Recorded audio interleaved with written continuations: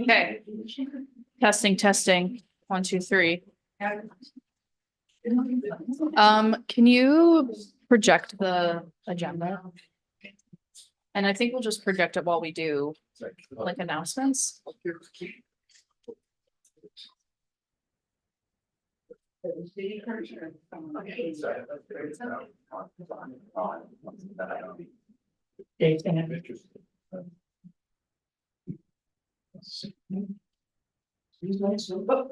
Yeah, I was just gonna say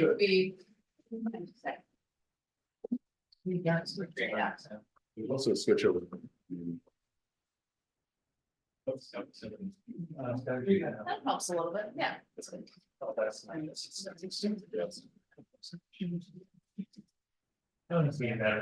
Okay.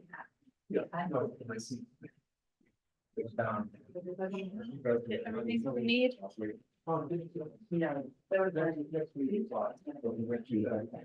Okay, let's get started. Let's go around the room and we'll start with our introductions. You can give your name and your street, and just for a heads up for those who maybe weren't in attendance or didn't see last meeting, something new that we're doing is projecting the agenda just so that people can keep announcements and speak out things specific to agenda items. So if it's on the agenda, we're kind of trying to group all questions and concerns for agenda items, so that we can make sure that we end at a timely manner. And then just to update, we had a unfortunate double booking of Shannon Trammell, so she actually will not be here tonight. So we've got but we can, if we want, and then I'll leave it up to some other steering committee members as well. We can kind of amongst ourselves talk about how we feel about the relationship, and we can take those notes and bring it back to them. Probably in the fall. I'm assuming we'll have her come back. If people feel specifically obligated, then we can add a summer meeting if she's available. But yeah, unfortunately, she's not able to be here tonight. So let's go around the room and give intros. We'll start with Joel. Sure. Joel Collada, 20 Chase Street. Karen Long, Henry Street. Richard.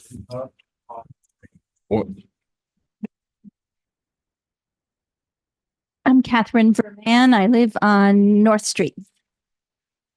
I'm Lisa Lax. I live on Tebow Parkway. Gary Golden, I live on Clark. Chapel Sokol, I live on North Prospect Street. Jonathan Chapel Sokol. I live on North Prospect Street and I'm on the steering committee. Rob Gutman. I live on North William Street. I'm Carol Livingston. I'm on the steering committee and I live on Calarco Court. Oh, we don't present mine up here. He's very. You cannot. You have to use this one. My name is Troy Hedrick. I live at the end of Billadu Court. I'm also one of 2 state reps for the Chittenden 15 district, which includes all of Ward 1. Sharon Busher, East Avenue. Linda Bowden, Brooks Avenue. Brett Bowden, Brooks Avenue. I'm Darren Fell, Nash Place, and I'm also on the steering committee. Jennifer Francoeur, Colonial Square.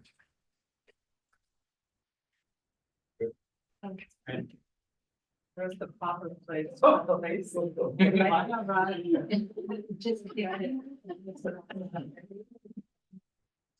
I'm Fosca. I live in Ward 2, but I work with CEDO and the NPAs. All right. I'm gonna test things. Check. Negotiations are running.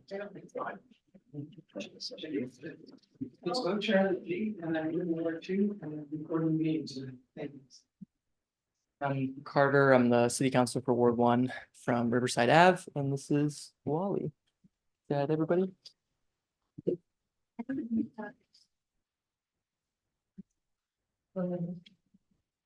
I'm Lynn Severance. I live next door. And in spite of that, I'm late.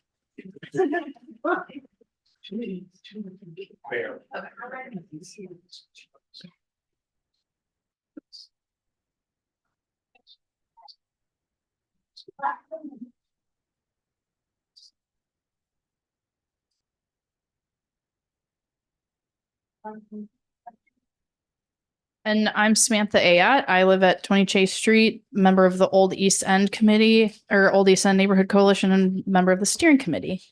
Does anybody have any announcements to make? If there's not using them. Is that okay? To use it? Are there any readings maybe? Is that all right? Oh, wait, actually, before you go, I'm gonna have, there's a couple people online. Okay. Do introduce themselves. Yes. People online, Sophie, you want to introduce yourself?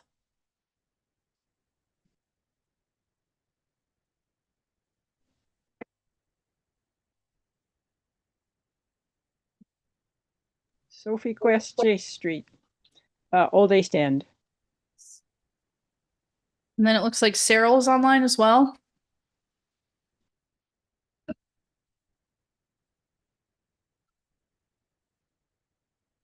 All right. How's that? Can you hear me now? Yes.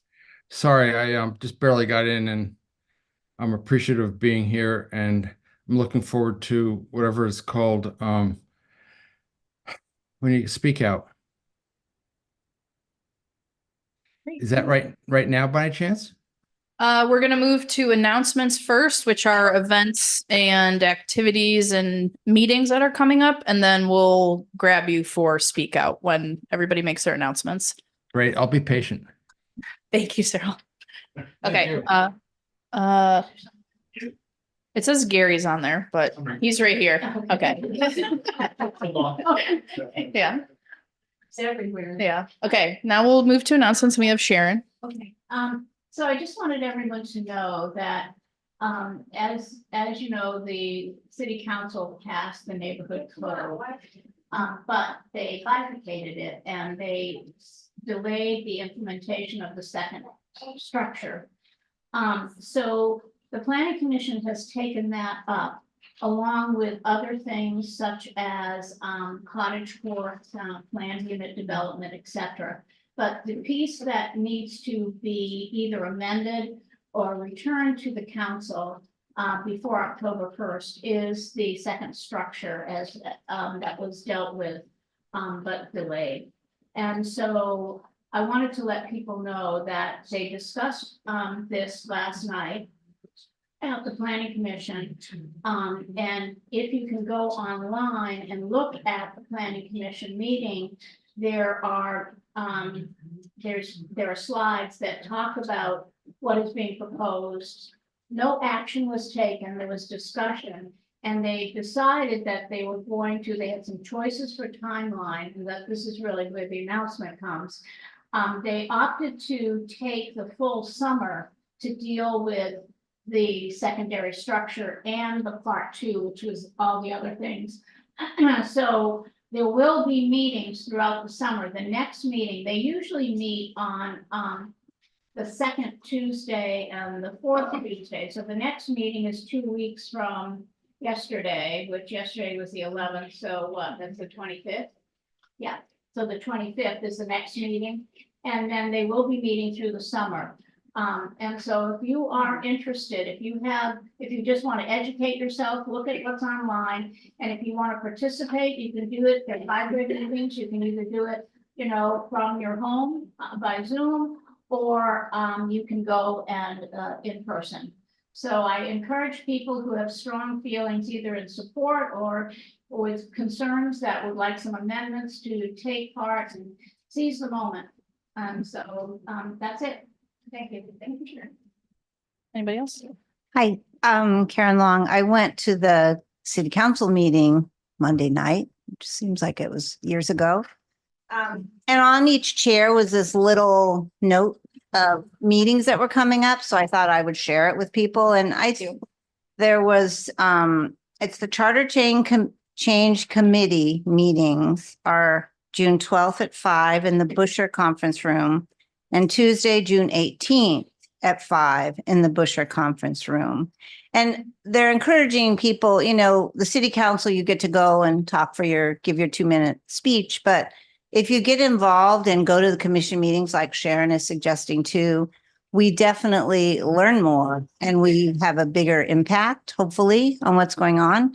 And then the other side of it was encouraging people to go on Tuesday, June 18th to Hunt Middle School for a school board meeting. Is that right? Don't come. Yeah. And watch this character, you know, we need to go and see what's going on there. But anyway, I think, I know that it's all online, but I really love reading, like, I'm, you know, from Porch Forum. I like to read about the things. So anyway, I thought I would share that. It's very helpful. Okay, Breck? The couple of meeting series that you might be interested in. One of them is sponsored by ARP Vermont, and it's a summer series on policy. The first one was actually this afternoon. It's on how the state actually creates its budget. It was really fascinating.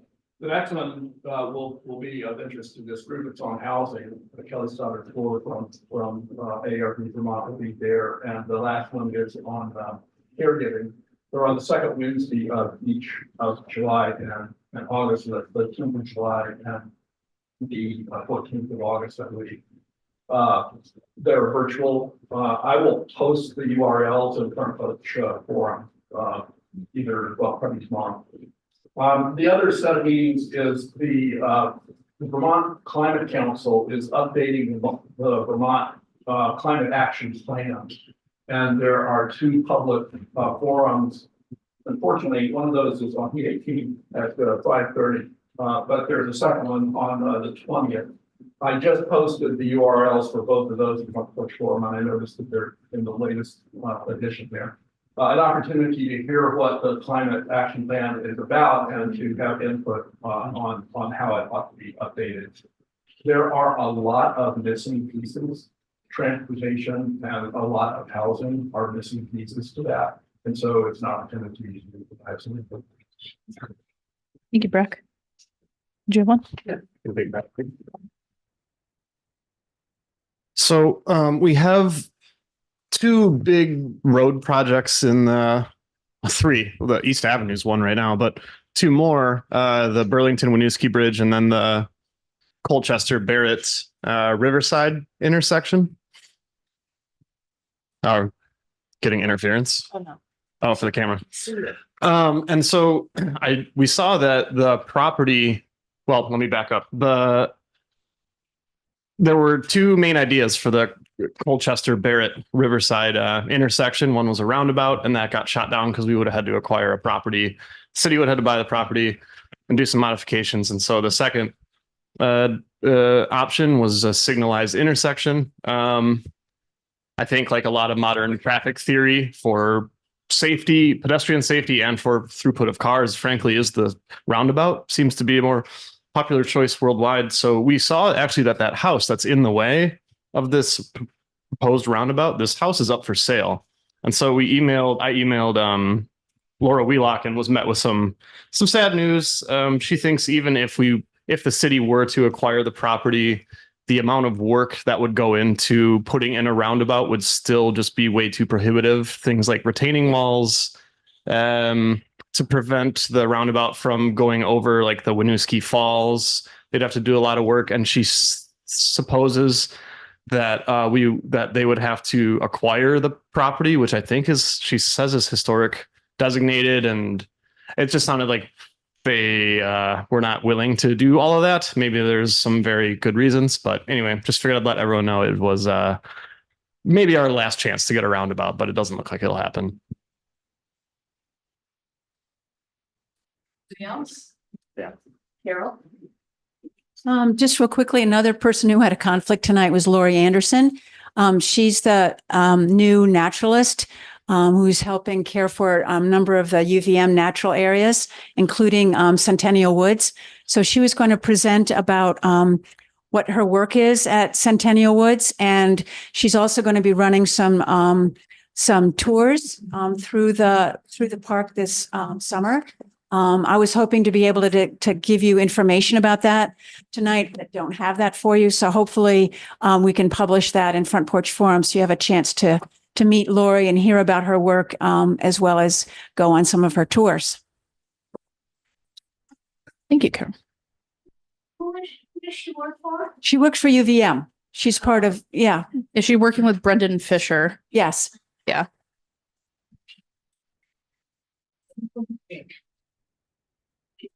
Okay, and Tim Doherty couldn't make it tonight. He's at another city council committee meeting, a charter change committee, so had a conflict, so he's not able to come, but we do have Carter, who I'm sure will fill us in. It's live. Okay. All right. I am speaking to you from the exclusive microphone from row one.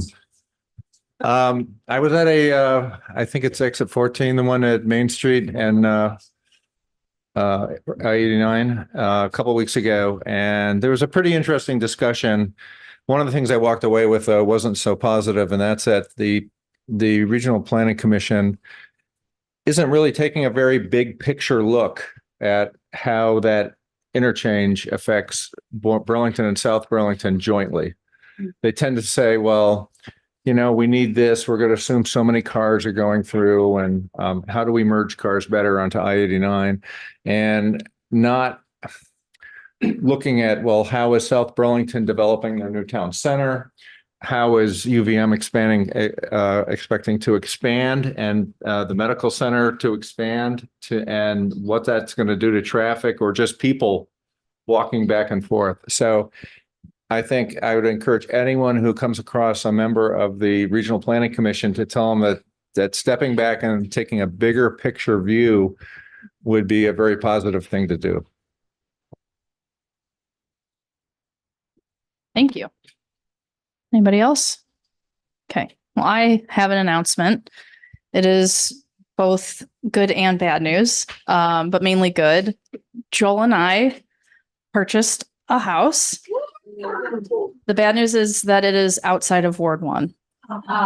So it is just 1,000 feet across the river in Winooski at the Mill Yard condominiums. Yeah. I was thinking just the boundary, but. I mean, hey, yeah. We could just sit in the lawn of like right on the river. So this will be our last meeting in Ward 1, and we just wanted to thank you for being incredibly welcoming and always being prepared with questions and comments and sharing knowledge with each other and being really open to discussion and conversation, and humoring me with cooking for you guys. I'll kind of shuffle ingredients to someone and let them figure it out. But yeah, we're very excited for the next steps, but we definitely wish that we could stay in the neighborhood. Unfortunately, this is a good time to talk about neighborhood code a little bit, because we're totally priced out on single family homes. So condos are a really, really good way for us to get into home ownership. We're still going to be very close. So You could still come. We don't have to. Yes, you're always welcome. a little. We'll You could be our inside voice from Winooski. if there's things that pertain to us now being Winooski members, will come. So I think, like in September, there's Laura Wheelock will be talking about the Kobari intersection. So we'll maybe be in attendance for that. But now we have our own city stuff to worry about. So, but yeah, thank you very much. Yeah.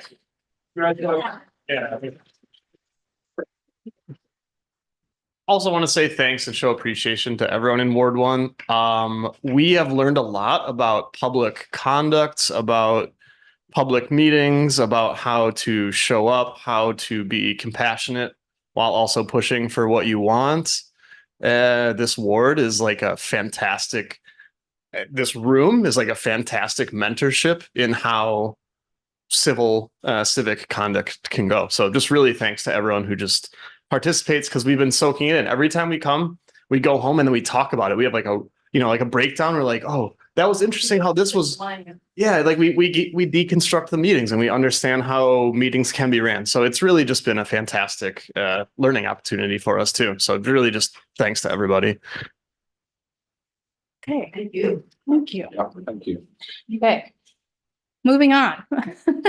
Now it's time for speak out. So Cyril, I know that you were very patiently waiting. So now it is your time to have a speak out. Me unmute. So now I'm not feeling so patient. So it's mostly about so much to react to. First, I wanted to my main focus is about the Kabari intersection. I happened to get a copy of Laura's note this morning, and because we are not meeting, or it's possible we won't be meeting much during the summer, I just want to put myself on record. I think most people are probably pretty clearly aware of what I may think of as extreme views about traffic or transportation infrastructure and things like that. But at any rate, my disappointment about Laura's information is that, number one, she admits that a single lane roundabout is perfectly feasible there. My understanding from her letter, and I want to also characterize her letter, I think she's extremely gracious. I mean, I was impressed with her professionalism, and I shouldn't be surprised about that, I guess. But just a very, I thought, nice, gracious letter, despite the fact her end result wasn't, of course, fitting my needs or desires. But again, back to my needs and desires, hopefully part of our community's needs and desires is for a safe bridge crossing and on the Burlington end, some way of dealing with the signalized cluster that we have there. So my bias is that no amount of even improved signalization at that cluster of streets that we call Kabari is going to be safe. I mean, and so I want to just emphasize that if you were to put, so for people that don't know, my understanding of Laura's analysis is that they found that there's still too much traffic going through. There's too much volume for a single lane roundabout to handle, which is why she went into the double lane, and it would just be too difficult. So I just want to be on record that I'm fine with too much volume at a single lane roundabout. I think part of their numbers possibly come from the fact that, of course, there are 4 lanes of traffic feeding into it. And of course, my desire is to have single lanes both ways on the bridge.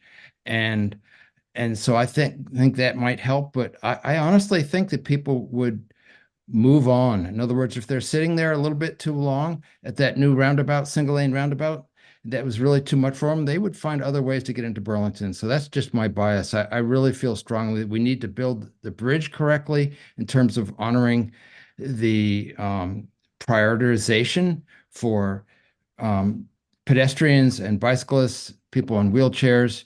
And it's really a huge opportunity for a shift in focus, I feel, away from our single occupancy motor vehicle paralysis that we have, I think, in the city. So I think that's enough of my, well, I've got a tiny tidbit to add on to that spiel, and that has to do with the extreme nature of my view about the bridge. I feel like if we can't get it built the way we want, I'd say just don't build it. In other words, turn it over to pedestrian and bicyclists and people in wheelchairs, maybe nothing larger than a 200-pound vehicle could be allowed on it, and the bridge would last another 50 years, 100, I don't know, probably 25, but that's how extreme I feel about that bridge. Let's build it right. So I'll end my comments with extreme appreciation for Sharon, just hearing her, Sharon Busher, hearing her update on the Planning Commission. I know that Sharon gets accolades all the time, and that's, there's a room named after her, but I think all the accolades, given the fact that Sharon continues to go to these meetings and update us, I just can't thank Sharon enough. And my last comment is about what we just learned about Sam and Joel. Of course, I'm happy for them. And of course, like probably everybody else, sad that we're going to be losing, you two. So thanks for listening. And I'm sorry I'm not there in person. Thank you, Cyril. Karen? I have a question about the roundabout. I went to one of the meetings at Winooski High School, and I also heard that it would work as a single lane roundabout. And I think the Shelburne Street or Shelburne Road, whatever that one is called, is fantastic. And there are 4 lanes on the one side, and then there are the other streets coming in.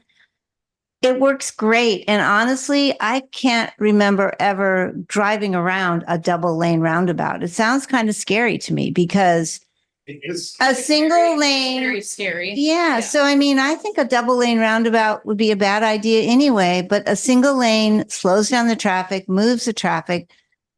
We've got that Shelburne Street. So how do we go to meetings and protest? Because I have heard from the very beginning, Burlington said no to a roundabout, our engineers, Norm Baldwin and stuff, but that everybody else, the regional planning, everyone else said that is the way to go.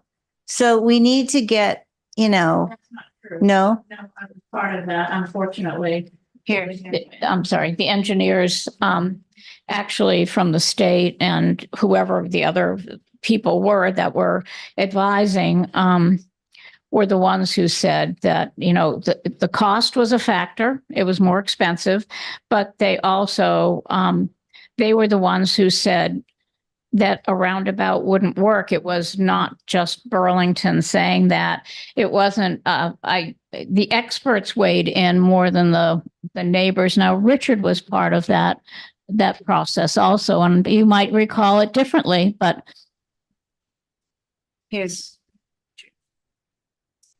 I agree, but I think the assumption was that everything was going to be double laned and not single laned.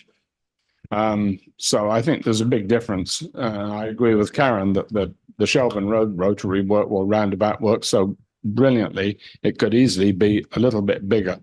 And if they had proper signage, it would be even more effective. Let's do what's good for Burlington. I'm sick and tired of kowtowing to people saying that we got to stick in the 20th century. Let's move forward. To add on to that, I think I heard someone say something about trucks. Yeah. So I think they have an excuse of having like larger semis and delivery trucks and stuff being able to fit through it, which I think they fit through the Shelburne one on single. And because I did sign holding there during the mayoral election. Okay. Park and wave type stuff. Yeah. That rotary is great. Yeah. Drive through it and see the vehicles maneuver. Yeah. And it's got the bike infrastructure and everything, but so remind me of I know that you probably know the term, but as it currently is, Riverside is one lane coming to that intersection, and then it's like one, and then as soon as you hit that Salmon Run parking lot, it molds or breaks off into 2 lanes. And then Colchester Avenue is 1 lane, Barrett is 1 lane, and then the bridge is 2 lanes on each side. But in order to get to where you're going in the circulator in Winooski, those technically it's 1 lane because you have to go on the inside lane if you want to go up Main Street, or you have to be on the outside lane if you want to go on what is it, Ethan Allen Road or Drive? Yeah, 15. And so it's like when you're coming down Riverside, you open it up to 2 lanes, and then you have to bottleneck back down into the circulator. It's like you're just creating like a racetrack, or like having people. I know you came up with a word. You had the word. Yeah, that's true. There's like a term for when if someone is behind you and then it opens up into 2 lanes. Yeah, jockeying. So when you have to people battle to get in front because they know it's 1 lane. Yeah. That Winooski roundabout it's 1 lane, and you don't want to be next to someone because it's yeah. And Joel, Jason Stuffle, Dave Colley, Cyril, I believe, was there. Earhart was there. And then was there anybody else there? They were doing the walk audit at the bridge. And Dave has a speed gun and he didn't clock anybody going slower than 35 miles an hour. So it's like, if you make it wide, if you make enough lanes, people are just going to be racing through it. So I just think that if we do go and try and fight this, we have to make sure that we're going with like safety statistics and, you know, all that. Sam, the other thing that you haven't mentioned is the fact that you have to have some sort of roundabout to better accommodate Mill Street. A roundabout doesn't have to be round. Yeah. That's a misnomer. You have to accommodate Mill Street, and I can't think of any signalization that is an improvement on some sort of circular traffic. Otherwise, we close down Mill Street, and I don't think anyone wants that. Got another thing to pile on here. This is a fun one to pile onto. Yeah. As if we needed more reasons to look at this. When we're looking to the future for the quality of life in our cities, 80% of air pollution in cities, it comes from car tires and brake dust and road debris. And so it's tough when we keep building to the status quo and we're trying to boast that we're like this city of, you know, air quality and environmental values. And it's just tough to see this keep getting built. So we got to keep pushing. We're going to keep pushing from the Winooski side for sure. It's just, yeah, got to try something right. So. Oh, and then one thing I'll add, just because I was thinking about it earlier, I think one of the things that they were talking about in terms of the bridge, that they couldn't separate the pedestrian and the bike lane, was because of snowplow, maybe. I think that was something. So one, I think maybe we had 3 large dumps of snow this year in order like to need excessive plowing.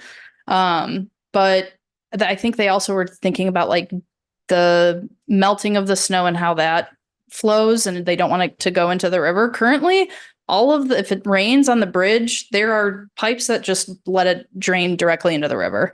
So there's ways to essentially like put vents and like gutters underneath the bridge and put that into the stormwater, and essentially have like gutters going out away from the bridge, and you can just essentially plow the snow into the little gutters and then call it a day. So there's definitely ways that we can go about things. So let's keep fighting for what we want to see. Let's do a little intro for intro to yourself so that you know you're.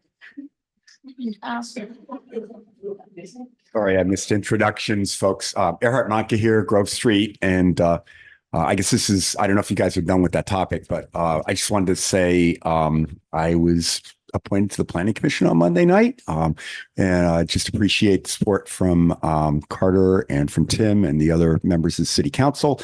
I know folks have been pretty upset about neighborhood code. I'm not sure I can change what's already been done, but one thing I do hope to make sure is that going forward, that there's affordability built into the new units as they may be developed.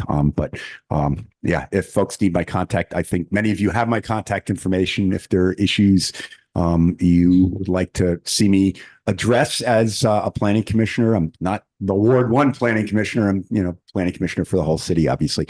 But we'll do my best to accommodate and reflect Ward 1 values and priorities while I'm on there. Thanks. Thank you, Erhard. Okay. Just want to say one thing about the snowplow bit. So the snow plows that they use for the sidewalks are too large. They dig up the yard, the grass on either side currently. So my point is that I think that is something that is a factor, but I think that you could get a smaller snow plow also. And also, I mean, don't get me wrong. I know I have gray hair and I'm older, but you know what? On that bridge, it takes a while for them to plow it. Someone could actually shovel it if they had to. I mean, there are ways around that as a barrier. For a separation of a bike and a pedestrian lane is essential because I'm a pedestrian. I don't ride a bike. And some of the people that ride bikes are very courteous and others are dangerous. And I feel like I'm going to be taken out by a bicyclist. So I feel like I need to give everybody their space and we need that barrier. It is a safety essential. Sorry. You hit a nerve, so No, I love thanks. it. I love it. That's what we're very much in agreement. And yeah, Joel and I were talking about it and we were like, if that's really the case, we're gonna start our own bridge plowing business and then hopefully get contracted by Winooski and Burlington. Do you know? Laura said in the meeting, in the email, Sarah, you can double check really quick, but in the email I sent to Laura, she emailed back and said tentatively September, Ward 1 she'd come chat. So Well, I mean, like a Winooski Burlington, or is it gonna be, no. Okay. Yeah, I don't think they have meetings planned until after summer break. And them and Laura coming here is specifically to just talk to us about how we feel and our concerns and see if they can do anything and change anything. It's not as like a presentation of the plans and stuff. So she'll probably put them up on screen and everything for us to get reacquainted with them. But okay, any more speak out? Oh, Tom. It's actually for Carter. When it's a question for Carter, and that's when a new board appointees are made. My understanding is that they all get city email addresses. And when does that stuff get officially updated? Is that like right after the 1st of July? That's a good question. I think I'd have to get back to you. I know that there's sort of like on paper orientation and like emails for city councilors, and that took a while. Okay. There could be sort of an on paper answer, but in practice, maybe a few weeks after. Okay.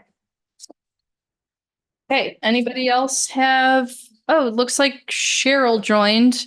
Cheryl, if you want to do a little intro.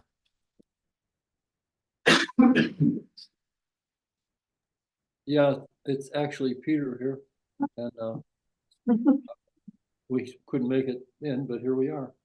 Hi, Peter. Yeah, hi. Okay, cool. Does anybody have any other speak out items? I've got a quick follow-up that you were talking about the Laura Wheelock letter and whether she was talking about September or not. If I could just read her 2 sentences, I think it'll clarify where she is. We have been in discussion with the Ward 1 NPA and are tentatively on their September agenda to answer questions about the project and provide a brief update. If there is interest in having a smaller focus group meet to discuss the project, we're also open to that possibility. And she thanks us. I think it's a really great letter, even though I don't disagree with her outcome. That'd be a good idea, I think. Yeah. Oh. I'm not sure that everybody who live out in the boonies got a copy of this letter from Laura. Is it possible for somebody to email it to a steering committee member and we can put it up on the minutes? Yes, I'll forward it to you. Yeah. Thanks. Okay. Jean Hopkins, you want to do a little intro? So you joined.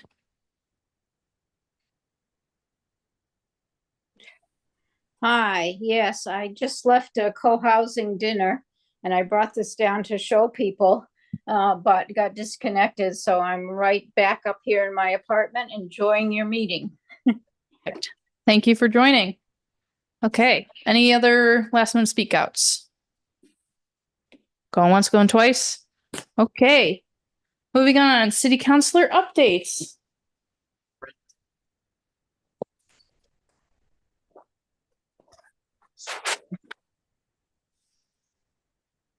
Everybody. So I have a few updates and then happy to take any questions and take down notes. I know I got to project. I'm learning. happy to take any questions. And then if I don't have the answer, can take a list of notes down and follow up with folks. But if it sounds good to you, since I have a couple items, I'll just name them and see that folks want to hear about these things. Have a piece on the budget. Talk a little bit. Yeah. So talk a little bit about that. Talk a little bit about some of the things I've been working on and what we've got done so far, items in progress, and then what the next 3 months-ish look like, if that makes sense to folks, since we're not going to be meeting over the summer as much. So on the budget, a few things. I guess overall, I've been really satisfied with working with the mayor and like getting information in a timely fashion. And I think the transparency of the process and being able to rely on it, follow up, get questions answered promptly has been really helpful. There's obviously been a couple hiccups, if folks are watching, around the amount of money that we had planned to budget for. In March, we thought we were at a $9 million deficit. Then we found out it's 13 to 14 million. And there's another million on top of that we've had to make up recently. That's not a satisfying answer. And I don't think anybody in the city or the mayor's office takes those pieces lightly. And I think there's a number of financial practices that need to be put in place, department by department, that we are putting in place, the city is putting in place, I should say, to prevent these sort of accounting errors and not being able to properly track money. So that's the good news, I think, for the long term. I think a couple of things this budget does. One, I heard community safety is a priority. I think it both invests in some short-term immediate needs, but also sort of sets us up for the long term in the next 2 to 3 years. But it's definitely going to be a number of years until we are where we need to be around community safety. And hopefully the state in that time period is also going to step up in terms of helping us fund some of the needs, particularly around houselessness. The other piece that I've been following is really like how we're generating additional revenue to make up this 14 million gap. I ran on progressive tax reform, and I certainly don't take lightly the fact that we are increasing user fees across the board. We're doing that based on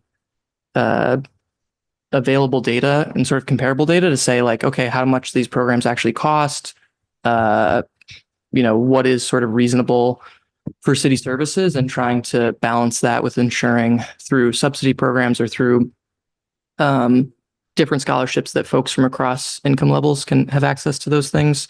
So for example, parks, etc. And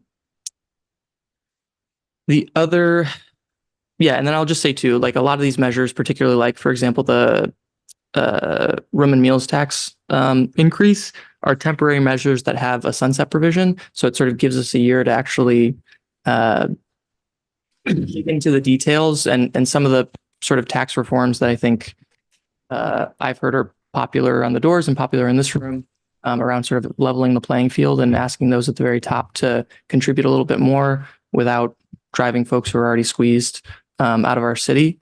That's just going to take time, and it's going to take some charter changes. And so as soon as we sort of pass this budget, that's certainly my priority in terms of big projects. That's what I'm going to be focused on pushing, because I think that's critical. So that's my broad update. I'm happy to take questions on the budget or get into specifics around different pieces of it. Do you want questions now or at the end? I only have yeah. Let's take a couple questions now, and I might try to hit on some other things and come back.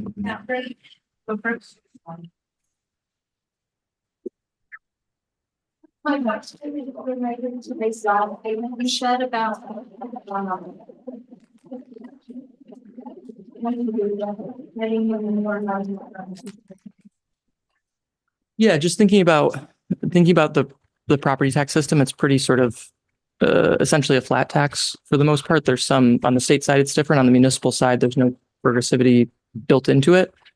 So, you know, asking folks if their property values are over $1 million, $1.5 million, we have to have conversations and investigate what makes sense. But I think looking at tax fairness measures so that as we need to increase revenue and balance budgets, because this is certainly not going to be the only budget that is going to be tight and sort of financially painful. So we need to figure out ways other than just endlessly increasing property taxes on everybody across the board. Yeah. So a couple of years ago, our real representative came out and I can't remember his name. His name. This idea that anyone that had a house value that was over $500,000 would get an extra tax, and that would help balance things. And it caused so much an uproar in the city, and it turned out that we didn't have a state. Was that Jack Hansen? Yeah, Jack Hansen. So, I mean, with property values going up, I mean, how do you? Yeah. Yeah. The house that you used to live in is for sale. It's listed at 605. Yeah. It's 1,300 square feet on Colchester. Yeah. And all these. That's not considered a deterrent to the price, but that's besides the fact. Yeah. But anyhow, so if you're talking about, you know, the threshold, where would you put it? That was my question. Yeah, no, I'm open, and I think our housing market and home prices are very different than 2019, pre-COVID, 2020, et cetera. You know, a condo is going for $300,000 starting for the most part in our ward in our city. So I think we need to take a more expansive view, and I don't, I'm not sort of set on a particular number or what I consider like how we set those rates. I'm open to conversation and want to hear from folks who are subject matter experts who know more than I do, want to hear from residents as we have those conversations, but certainly recognize that $500,000 for a home is a lot different than it was 5 or 6 years ago. So the tax rate is the same. It just is as you multiply it out based on the value of your house, whether the impact is going to be around $700 or $800 a year, additional dollars from the municipal side, or if it's $500,000, if it's going to be like $1,200, and then if it's $700,000 or more. So, but the rate is a constant. Nothing has been adjusted as I understand it. My question is, did I understand that there is some controversy at the council level regarding public safety and the number of hires for police officers and for CSLs? And my understanding was that the budget reflects so it's based on data and it's based on hiring practices for the last 5+ years, maybe longer. I don't know the period of time, but it's for a period of years. And the fact is that we've never had more than 8 CSLs. And what happens with that position is that those people move on and become police officers or move on. And so the budget includes having up to 8 people. So they're not the 11 that was originally stated. Okay, was originally part of the number of CSLs we would have. As far as police officers, once again, the data, looking back at the data and saying, how many police officers can we hire in a year? And my understanding is that we have never been able to ever hire 10, but this budget reflects the possibility of hiring 10 people. Now they have to go through their training, and some of them don't make it through. They decide not to commit. But anyways, we can.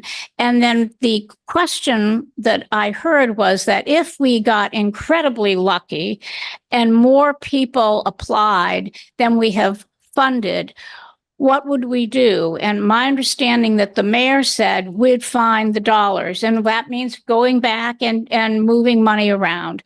But that the budget is based on what is reasonable numbers for staffing. I understand there's controversy, and could you just speak to that a little bit? Well, you just explained it better than I will, Sharon. No, I mean, you're spot on. The reality is, and I was getting a little frustrated with my colleagues, if I'm honest. Because like you said, we've never hired, and this number comes from the chief himself. This isn't, this is based on the folks who are doing the work and what their experience is.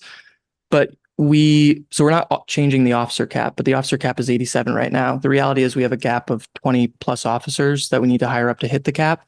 I said in the campaign trail, I think the mayor said this, we want to get to that cap. We want to get to 87 officers. The reality is that to become a police officer, you're talking about a 2-year period of training. Recruitment in general is very difficult.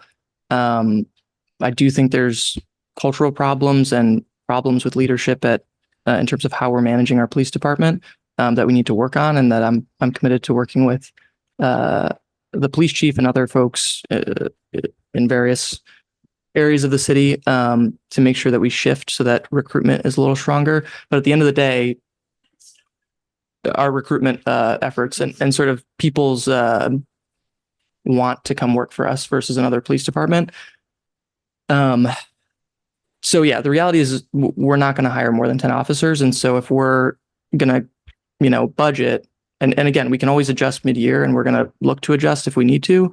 But if we're talking about a really, really tight budget, and, we are talking about a very tight budget, we're trying to do everything we can to not raise property taxes. And so if that means we're only budgeting for half the cap, because we're probably not going to even spend that, I think that makes a lot more sense. We can shift those resources elsewhere and fill budget gaps. So I am supportive. And yeah, if we hit 10 officers and we need to go find more money, then I'm committed to finding that money. I think the mayor's office is as well. And certainly if we get there and I find that the mayor's office is not committed to that, I'll certainly be pushing. So are folks clear on that, or is there more question on that? But to be clear, I just want to say too, there's been just one more piece. I mean, there's been some, like, in the midst of this discussion, there's a idea that we're not investing in public safety. We're spending $3.5 million more on police and fire than our previous FY24 budget. So this is not as some have implied, this is not a move to not properly fund public safety, police, etc. It's just the reality is we're in a giant financial mess, and we've walked into quite a financial mess. And so there are just a number of, we have a number of, like, not a good choice or a perfect choice on either end, and we've got to be as practical as we can. Thanks, Carter. I'm supportive of an idea of a progressive tax kind of process, but I'm also a strong believer in growing the grand list. And I'm wondering any strategic work that's planned on trying to get some of the tax exempt properties onto the tax rolls, because there's a ton of tax exempt properties in the city, and we'll make a lot more money that way than we will by the $1.5 million and $2 million houses, because there aren't that many of those in the city, actually. Yeah, and don't quote me on it, but I think we're somewhere in the 40% taxable property range, like, of all properties in Burlington. Yeah, something like that. Yeah. So I do think that's been that's certainly in the mix of solutions being discussed. I don't think we're near the city is not in a place where we've, like, said this is definitely what we're doing on our tax agenda moving forward. So there's going to be more discussion. I totally agree. That's a big part of it. And I think too, looking at, one of the reasons I'm excited that we now have the TIF money for City Place, and that's going to be moving forward, is that, really, like, when you're talking about growing the grand list, it's not just residential, it's really talking about commercial. That's like a true growth of the grand list, versus residential is a little more cut even in the long term. So I'm excited about that. And hopefully that'll alleviate the pressure a little bit. And I'll just say too, I mean, one of the pieces here, which I talked about, not to nerd out on taxes too much, but the reality is that like commercial properties got a giant tax break as compared to residential properties throughout COVID. I mean, compared to pre-COVID levels, the country club got a massive property tax break. They got hundreds of thousands of dollars knocked off their water bill. You know, and maybe that was reasonable. I don't want to like relitigate the past, but raising revenue off the back of commercial property at this point is not unreasonable. And we're not in a place where, you know, they have been stuck with like a unreasonable burden in terms of making sure that we can balance the budget. So I just want to give that context. It's not like we're starting at sort of normal times on that front. Thanks. I have heard a couple of talking to me that the mayor suggested that we would start taxing abandoned properties, such as the Gary just mentioned, the gas station at Hungerford and Pearl. I mean, that is bad for the neighborhood, bad for the city. It's been like that, I don't know, what, 15 years? I mean, a long, long time. I did many formal complaints because they used to use it at the parking lot. They did get the cars, so that's now not a parking lot, but it's a mess. And the idea is that tax these landowners for what they could be using that property for, not sitting on it. And, you know, let them a lot of money. So anyway, that, and I heard that that's something I considered. I did go to the budget meeting on Monday and I said that. I just get really upset. We do have huge taxes. There's another house for sale that could be a family house. It's on Hungerford and Bradley. Taxes on that is like, it's 5 bedrooms, but it's being promoted as, you know, rental property. It's like 16,500 a year on this house. It's ridiculous. But anyway, that's another reason why it's hard to buy some family houses. But I think we need to start also charging for violations like all the trash on the green belt. That is a violation, and we could be collecting money for that. And also the parking on the lawn is also a violation, and we could be picketing. And they will, if you do a complaint, they'll do it eventually.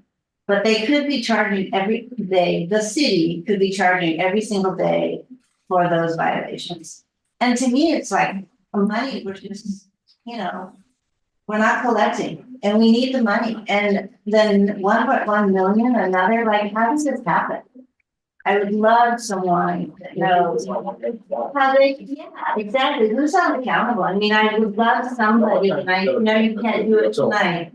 Tell me how we are missing all that money. It just, They used the wrong brand for this. That's how the 1.1 million. Yeah, they use the wrong. But who's they? I mean, I don't know. I can't believe it. Like, if I made that mistake, then, you know, your business goes down. It's just, anyway. Yeah, no, so 2 things. I totally agree on the. And how much time do we have? So a couple things. One, I totally agree on enforcement article. I think it was in 7 days, about like, it was back during the election. We had talked about it. I think Courtney did it. And there was like, I think we were hitting around 5, 10, 15% of like what we could actually enforce on some of these properties. So I agree. I think that doesn't make sense. Counselor, my fellow counselor, Counselor Kane, is in CDNR with me and brought up the idea of wanting to introduce a vacancy tax and explore that in committee. He's really committed to that. Counselor Litwin said that he was open to that. And so I think there's going to be broad support for it. So that, I think, out of a bunch of different ideas is one of them. Carter, what you got to do is you got to make sure that that doesn't migrate from billing someone, which I'm all in favor of, to accounts receivable, which has got to be collected, to then which morphs into a bad debt. You got to get the money in. You got to get down to basics in this city, and you're not doing it. Yeah, I think there's more there. I don't want to say we're gonna rely on fines as like the way we're going to balance our budget in the big picture, but I do think there's room there. But yeah, I want to look at like sort of right sizing city government and setting up our tax system in a way that makes more sense, is more reliable, and is more realistic. But Let me jump in for a second.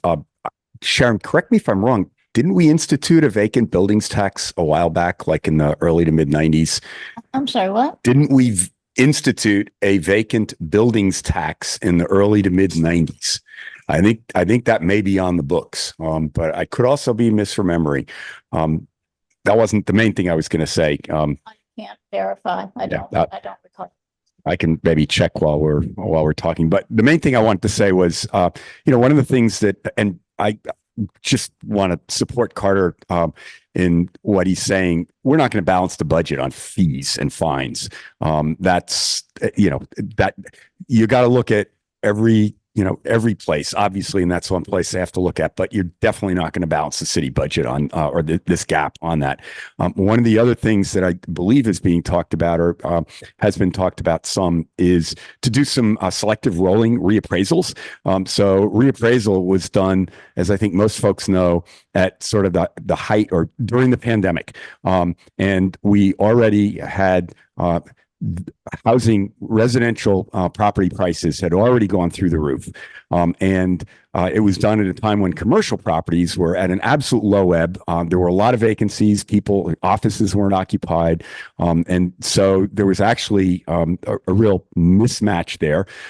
There's a report that was provided to the Finance Board back in January that indicates, it was a study done by a consultant on behalf of the city, that indicates that higher value homes were pretty consistently underappraised in their value during that appraisal. And so I don't know if this is actually happening, but those higher value homes need to be looked at through like a rolling reappraisal. And that could help generate some, again, none of this is going to solve the entire budget gap, but all these individual things can help. The other thing that needs to be done is commercial properties need to be looked at, because again, they were appraised at an absolute low ebb when many of them were vacant during, or businesses were not functioning during the pandemic. So the reappraisal could not have come at a worse time, and it should have come quite a few years before when it did. We cannot keep waiting as long as we do for reappraisal. You really need to do reappraisal every 7 to 8 years, basically. And we had waited too long. yeah, and I think it's controversial. Well, I don't know if it's controversial. It's being discussed, and there's some disagreement among different folks in city government right now, among some of my colleagues around, is it appropriate to do a partial reappraisal either on some of those on some of those residential areas, on commercial property specifically? I am supportive. But again, I think it's part of a wider number of solutions we have to look at holistically. So when we get there, I'll have a better idea of where we're landing. So I apologize for my ignorance, but I don't what about the land that the university and the hospital sits on? Do they pay property taxes or fees or? They do like a payment in lieu of pilot funds. So they give us a payment saying, hey, this is what, our estimate is for our contribution to city services, essentially in lieu of property tax. Are they doing it? Yes. They are. That's part of the MOU conversations, I think, moving forward, which we haven't really. Because we know that the university student population has grown. We know that the hospital has expanded. I'm assuming that they do use infrastructure in the city. People use the roads, use the water, use the electricity, et cetera. Yeah, no, I'm totally in agreement. I think personally that we should be asking UVM to certainly contribute more than they are. And I'm never, I don't think you'll ever find me, or maybe it'll be a rare occasion that you find me against asking UVM for more money. And I do think that given their relationship with the city and how they've chose to engage over the last number of years, that we need to be applying heavy pressure when appropriate, and direct pressure and public pressure. Before I get any more questions in here. Is there anybody online who has? Someone unmuted, Jean, it's unmuted, I don't know. Wanted to say. There's not hands. Okay, then Tom. Yeah, just a couple of quick things. One is a while back, I was on the Board of Tax Appeals and they did do selected reappraisals. The people who were targeted were not happy, but it did succeed in that they were reappraised. The other thing is that I was wondering whether you think that the police department is very operationally efficient, even at the staffing they have today. I took a quick look at their org chart. It seems like there's a lot of chiefs, not very many Indians. Yeah, I think there's a whole lot in every city department that needs to be reorganized, and there's a lot of efficiencies we can find. I don't think the police department is immune from that. Yeah, I mean, I'm a little bit of a nerd. Milo or Counselor Grant has followed this closer than I have, but I think without question, just any objective observer, regardless of politics or like particular views on the role of policing and overall community safety, it's just not a efficiently run department. There's a lot of savings there we could find.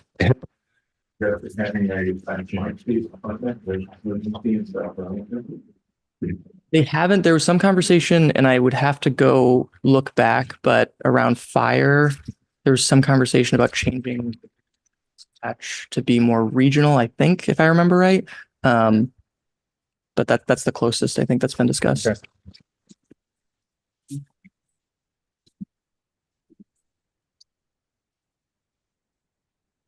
I've got a whole lot here, Burlington's code of ordinances, Article 3, Section 8.42. Hey, being that there exists in the city of Burlington structures or buildings that have become dangerous or unsafe, and numerous other structures that are vacant, abandoned, and discontinued to repair, Burlington City Council finds and declares that things. And number 3, can declare many vacant underneath it causes deterioration and instability that have an adverse impact on adjacent and nearby properties. The purpose of this article is to abate the public nuisance, blight, negative housing market impact, and other harmful effects. There's a lot of other words in there. However, we do abandoned, blighted structures. I think it might be a matter of leveraging the code we already have written. Possibly. Yeah, code enforcement on a number of fronts for a variety of reasons, I think, and I've been trying to dig in more. So I don't want to say it's like one thing or one person. We don't enforce code well in the city of Burlington by any means, and this is including. And when we do, I mean, part of it is like if we, as an example, want to. A landlord's out of code, for example, with a rental property, we take them to the housing board of review, or there's some other process that gets all the way. They're not being cooperative. We don't find some resolution. It gets to the point where the city attorney has to get involved. But the city attorney's office is so understaffed that we don't have the staff time to litigate, essentially. And so there's been that's one aspect of it, at least. So that's a problem. I think there's a cultural problem in multiple city departments as it relates to enforcing the ordinance and the code and this sort of default to, I mean, we just saw it with the park over in the New North End off North Street. It was like this default, the default attitude was, well, of course the commercial interest in this back and forth is acting in good faith and we should give them a break. And, which again, like I don't want to assume bad intentions, but at a certain point, you have to enforce what we've said is the law of in the city. So yeah, it's about. That would be great. I'd love to see. Not to be like a super law or whatever guy, but we have some good stuff in place that can be leveraged. And I have a second point, quick too, about the police budget. I looked through all of the. You can scrape all the. You can find. How the police spends their time responding to things, and between 2017 and 2022, 30 to 40% of their responses of our armed police are going out to traffic incidents, which is wild. So we have a lot. I could make a lot of comments. We have some. The police are our warrior class, and we have our warriors. Whether or not that's the right thing we want to do, that's what they are, and they're going out to respond to like traffic incidents, which is just like we're sending out heavy artillery to talk to respond to like vendor vendors. And so I think there could be some like great cost reduction, like, and probably these people might like their jobs better if they're not just like dealing with traffic crashes. We could probably get rid of cars, a little bit more by building better infrastructure, but we could also maybe send like CSLs and CSOs. I don't know, there maybe some covers, not less expensive. We are a lot. Right, yeah, we could be maybe using these better. So that's just my little. Any other? Sure. Okay. So I'm scanning the same ordinance and to the earlier conversation about, a tax or heavy penalty, you can get a permit for a vacant building. It costs $750. You can get $200 of that waived. If you are not attending to that property, you get charged $500. If you're not attending to it 3 times in the year, you get charged another $500. I mean, this is not a deterrent and it's renewable. So, I mean, this is, this is ridiculous. And we're not collecting that. Hold on to it. Hi, everyone. I'm Martine LaRock-Ulick. I'm going to be up in a little bit, but I did want to just speak briefly about the traffic issue, which has come to the fore, at least out in my neck of the woods in the New North End, because people do treat North Avenue like it's a speedway, and then Plattsburgh Ave. And so I've had constituents come to me for years saying, is there something we can do to slow people down? So I did put a bill in, S-184, around the automated traffic cameras. And I don't know how people feel about that, but it's a good way to use technology and take to do the work, right? And allow police or whomever to do their important work or important job that they have to do. So it ended up passing. It is now in law, except what I was really hoping for was to allow municipalities to use this technology judiciously in areas that they thought were high risk or, high danger. It ended up being it's a 1-year study, and it's only for work zones. So it got whittled down to not much of anything, but it's something that I would like to bring back because I think it's important. And I know that some people say, well, I don't like the idea of Big Brother watching me. And I'm like, if you've got a smartphone in your pocket, you are being watched and you're being surveilled. So I don't know. I just wanted you to know that that's something I'm working on. And I'm not saying it has to be a mandate across the state, but I'm saying to allow municipalities to use that technology if they choose. Seems like a good idea. So I have a, well, actually, I'll get that. Okay. Does anybody have anything left for Carter? Because it's about time for us to school commissioner. And Carter, do you have anything left to say? No, just very quick. I'll skip a bunch of stuff. The most important, sorry. No, just I'm really excited about which isn't a resolution, but a number of infrastructure improvements I've been pushing. Particularly like there's a ton of, speaking of compliance, trash over in the Salmon Hole Trail over there. And it has been interesting so far. I've been told that perhaps the giant auto parts just in the woods are were slope stabilization measure. But so that might take a while, but there's little projects like that around Ward 1 that are moving, that are slow, but I think we're gonna be able to figure out. So Thanks, Carter. thank you all. Okay, Gary, you're up.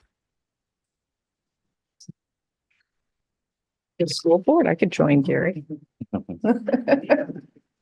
All right. Again, I am Gary Golden. I'm the East District, and never get that out, school commissioner.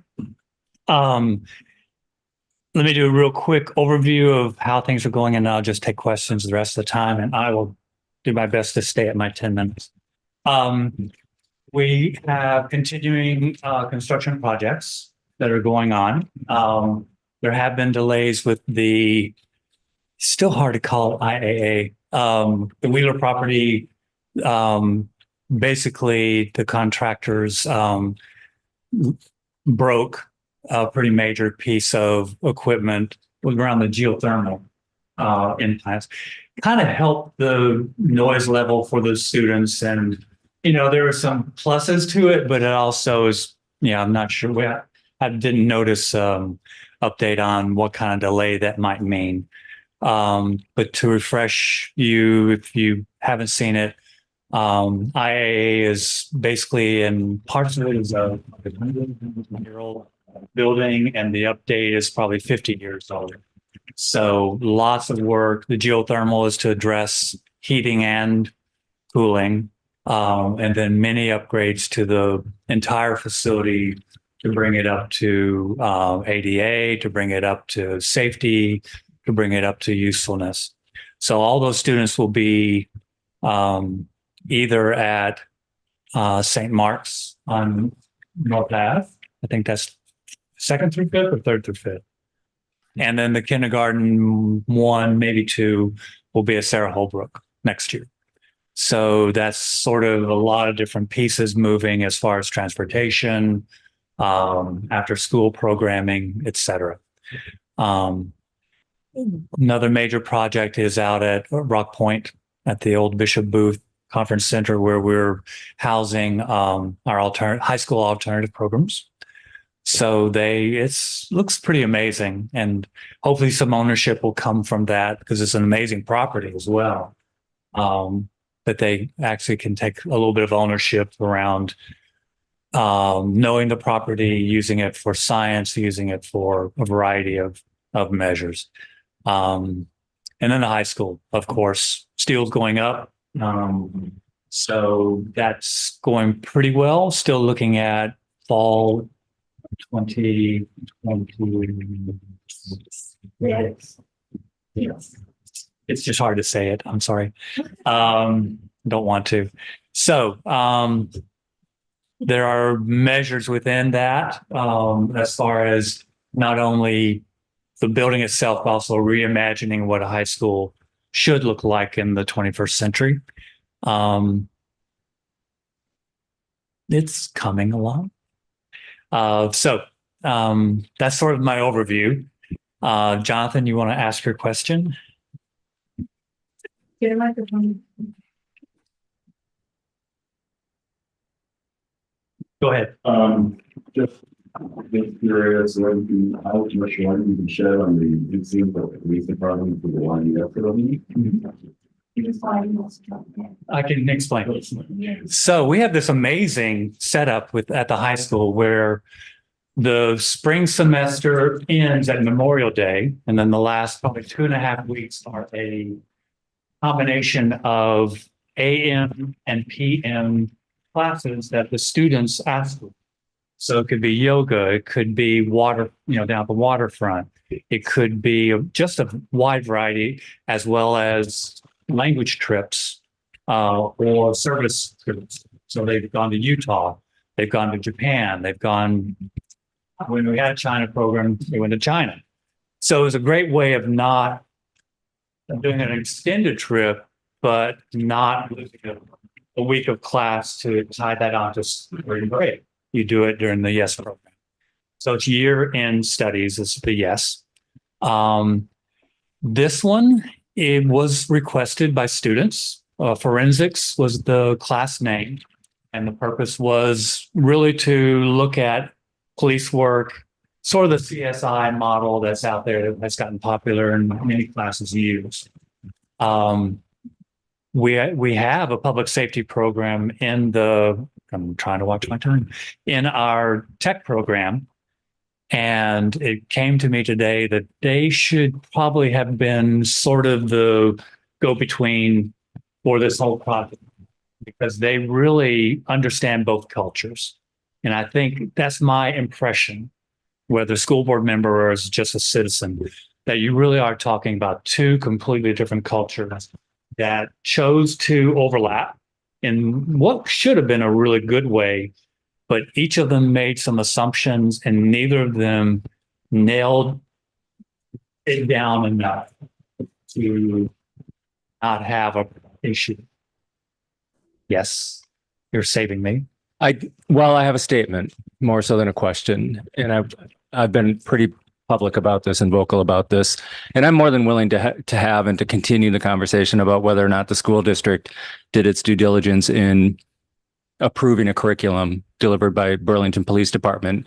I want to be clear, and I want to say this to you, that is a more than a secondary concern for me. My primary concern here, and I haven't seen anything yet that would convince me that Burlington Police Department was completely upfront that live gunfire was going to be used in this demonstration. I want to be very clear that my primary concern, and it's a big primary concern, is that we have leadership in Burlington Police Department that designed that sort of program against any conventional or tested pedagogy, that then somebody approved the design of that program, and that somebody greenlit the delivery of that program. For me, I'm just, this is as somebody who's been a lifelong educator, and has developed curriculum on very sensitive topics, I'm aghast that anybody would deliver or design that type of program. So I appreciate kind of the ownership that I've heard from Burlington School District. I just want to be clear that is a far and away secondary, third, tertiary concern for me. And I am really disappointed and disgusted that our police department has leadership that would design and approve that sort of curriculum. Yeah, I don't disagree with you. I don't think Gary disagrees with you either. Yeah, I feel like it's one of the Not if anyone does. I think I'm gonna say it was.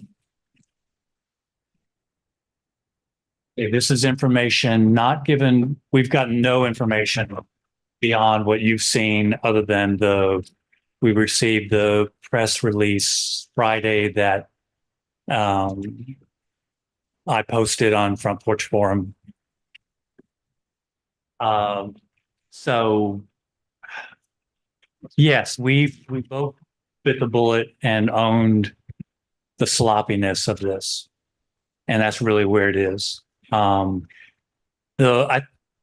say in observation, the 7 Days article that came out today is, I think, pretty fair and pretty conclusive. The hole in it, and I'll own it, is that most of the teacher email is post-event, not pre-event. So we don't know what actually transpired between teachers and who were writing in the middle of finals, basically that week or two before Memorial Day. But I've been asked not to tell too many school stories in my other setting, but I'm going to do it on this one. You get burned once, and then from then on, you are really careful about anytime you step out of the building, anytime you have someone new, anytime you are stretching the rubber band. And that didn't happen. It needed, because I think there is an email where there was brainstorming, and the police took that one to mint, and as part, even though it was walked back, but the day of that whole event was not mentioned. And there, many of us are Dick Cavett time frame where he had somebody come on and shoot him and then run off, and they asked the audience, what can you identify about this person? So the intent was totally accurate. Eyewitness accounts, first person accounts, are notoriously fraudulent and in effect, fine. There are ways you could have done that without setting off a fake gun. So yes, but that was that culture, what they go through at the academy, they're tased, they're put through those kind of events. So in that culture, a gunshot like that would be normal. In a school culture, when you've had a shooting this last year in a school, no, you probably do need a little more careful. So that's. Thanks, Gary. Gary, if I remember rightly, in April when you were here, you said that the school enrollment has decreased from down by 200. I'm not quite sure the exact numbers, 1,000 to 800 or something like that. In 2003, yes. Okay, so why are we spending millions on renovating Wheeler? Boy. There's another school quarter of a mile away. Which is, it might be a full stretch. Of it, there's a limited usage to sustainability. I worked there for 2 years. Love the school, love the building, but it was going to be the site for On Top and Horizons during conversations in the 2000s. It's not big enough. Not all the classrooms have water. Well, I don't want you to go through the whole thing, but the matter remains that we appear to have too many buildings for the number of, so we're pouring good money after bad, when we could be using, I know there are different pots, but the borrowing is basically Burlington, and we're doing everything in sync with the city. That's all. Good bit of the funding for IA was part of the COVID funding. So we were moving to youth funding. That's correct. $9 million bond that passed a long time ago. That's the last bit of the bond from the 2018. I mean, that's the next hard conversation we as a district will have is buildings and the number of schools. The Somali Bantu wave and the Nepali wave saved us as far as student numbers for the last 20 years. And because if you look at other comparable school districts like Montpelier or farther south, you will see that they decline more because they weren't a refugee resettlement center. So now that those waves are a thing of the past, thanks to our last president, we won't see those roads to kind of build our numbers back up. So yeah, the next question will be, do we have to close the school in Richmond? In Wheeler, IAA is large enough after the renovation, it probably could hold most, if not all, of the Leo North End students. It would depend then on what that magnet school picture would look like. So we're looking at another 5-year process of that. And that's probably like I said, that's our school district and a city, what do we do? Because that's going to change. It is very, no, I know we're transitioning. I just wanted to say one thing though. There's a lot of evidence from around the country that shows when you build a new school, like we're building this high school, that you really get an uptick in the amount of students who want to be there, want to be in that area. And you actually see your numbers pop up for better or worse. I just want you to know that is a phenomenon that happens when a new school is built. Yeah. Okay. My old school slogan, focus on a plan. So we don't know. We're hoping that will be the case, but we don't know. Because the demographics is working against us. The baby boom. Yes, absolutely. And that, just colleges are going to do the thing. We may close the schools and lights can close. It's just the reality of the time. The most well-attended. They're in trouble. They're in trouble. The most well-attended NPA meeting that I've ever been to, standing room only in Waterman, was about 20 years ago when Lyman Amsden was talking about changing who on which street should go to which school. And there was an absolute uproar. And so tread carefully. You remember that? Yeah. All right, I think I'm at Yes. my time. But Martine is a dual. Yeah, right. They got Dual purpose. So she might be able to answer. She's gonna have some school stuff for you. So thank you again. Thanks again. Thank you, Gary. Thank you, Gary. No, I'm saying. Okay. So now we'll transition to our legislation update.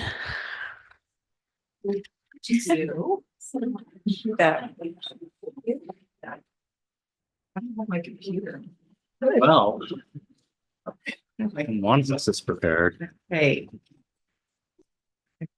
Before I kind of jump in or we jump in, I just want to, we're kind of at the end of my term here. I mean, we're jumping into campaign season. And it's looking like Brian and I both are going to be uncontested again. I think there's pros and cons to that. The pros being I don't have to ask you all for a bunch of money. You can divert them to Martine. I'm a big believer that contested debate and lively conversations ahead of an election are important in any democracy. So I realize that may not be part of the House race in this ward.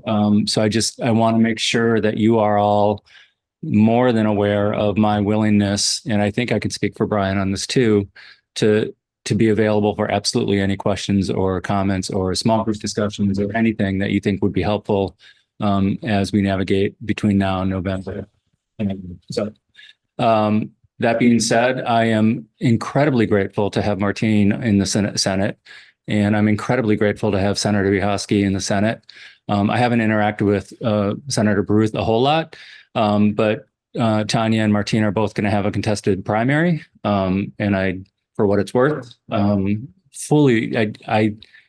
Martine on the Education Committee, having Tanya on the Judiciary has been absolutely comforting, right? There's just a real sense of calm when you know the people that are representing your district are in place and have it covered. And I feel that way strongly with both Martine and Tanya. So I really appreciate it. For an endorsement, but I just really appreciate you saying that. And I do feel generally that I feel so thankful being a Burlington citizen and seeing the representation that we get in Montpelier. It's really pretty astounding.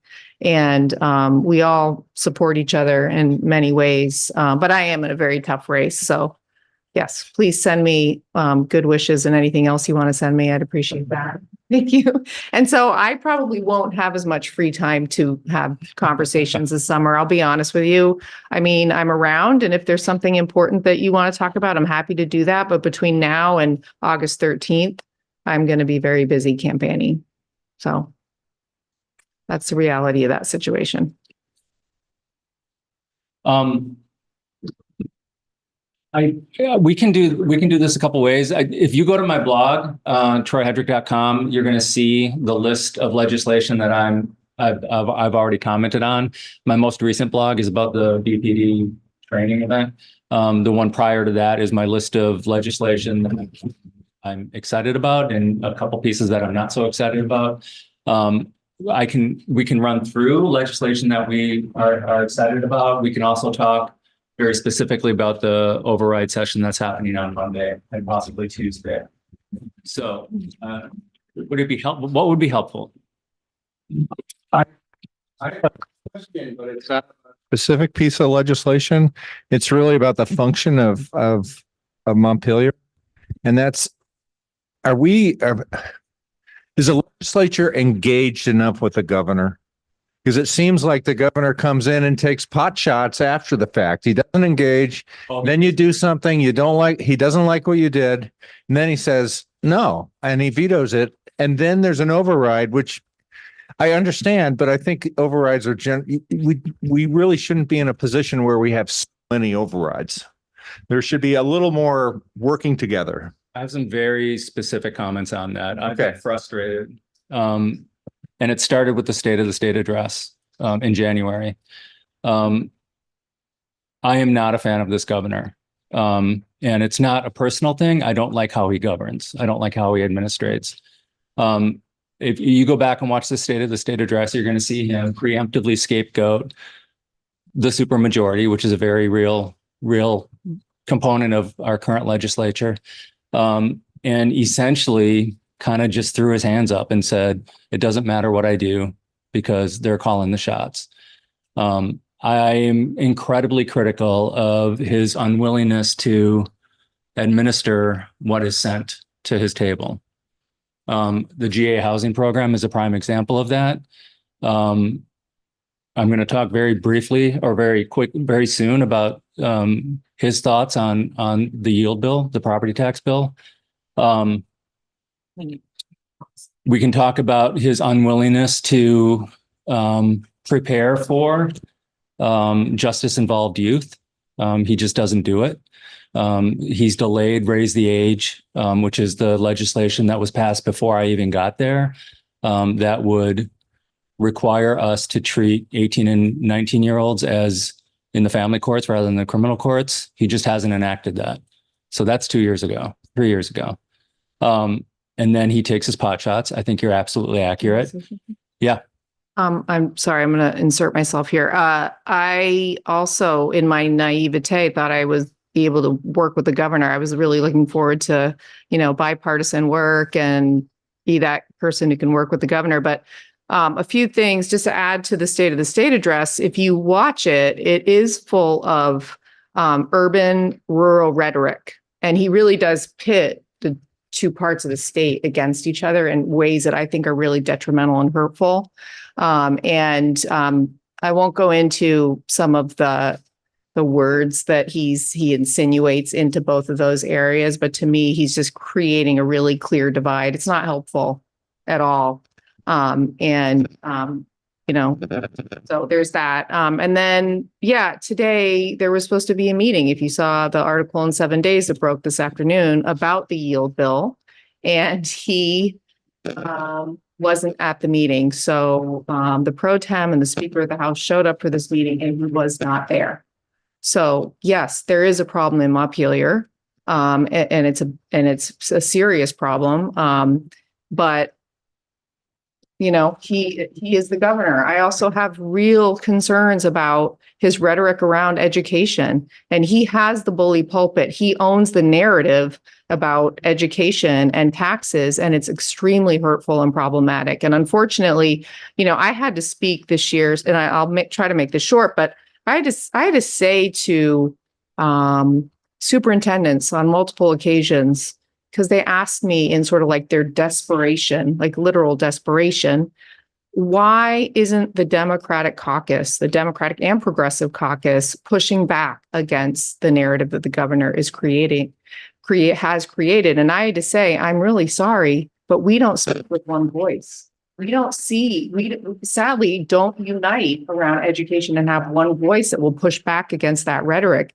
And so it's a problem. But there are governors in this country, like Governor Gretchen Whitmer in Michigan, who, talks about investing in children and how important it is, and about the future, and about how education is a foundation of democracy. We don't hear any of that from our governor, and it's a real shame. So leave that on the table. Another really good example of the governor's complete disregard for the legislative process is how he handled the Senate's non-confirmation of his appointee. And then he just immediately, 2 minutes later, appointed her as interim director or interim Secretary of Education. And by the way, you all should know, interim Secretary of Education does not exist in statute. It is not a thing. So literally, we don't have it. It's not in there. And for whatever reason, he is and his staff are really good at putting a message out there that's not necessarily accurate, and he gets believed very quickly. I want to talk about the yield bill. Well, thanks. So no, it's going to be another example. Let me just get through this first. So We have an obligation. The legislature has an obligation to come up with the money to fund the budgets that were just passed, the school budgets. That's precisely what the yield bill is. And in Vermont, the way we do that right now, it's not ideal, is through property taxes. And there's a whole kind of perfect storm brewing right now, in which property taxes are going to increase. And we've done our very best to buy that down. The governor has been talking for weeks about how he has a plan, he has a plan, he has a plan. And today we found out what that plan was, but it wasn't delivered by the governor. He didn't show up to the meeting, as Martine has already mentioned. His plan to buy down the property tax increases was to zero out the reserves, the education reserves, completely zero out. No more education reserves. He was going to eliminate the universal school meals program, which I wholeheartedly support. And then there was some other one-time reserve money, largely created by recent federal injections into our state program. It was a temporary buy down, and we would have been paying that back over the next 5-10 years. But again, he didn't show up to deliver that. So my guess is that I don't know how it stands in the Senate. I think the yield bill will pass, the override will pass easily in the Senate on Monday. In the House on Monday. Yeah, I'm not sure in the Senate. It's going to be a little tight. A lot of them is going to be tight in the Senate. Yeah. Can we have Catherine's question real quick? This is a comment.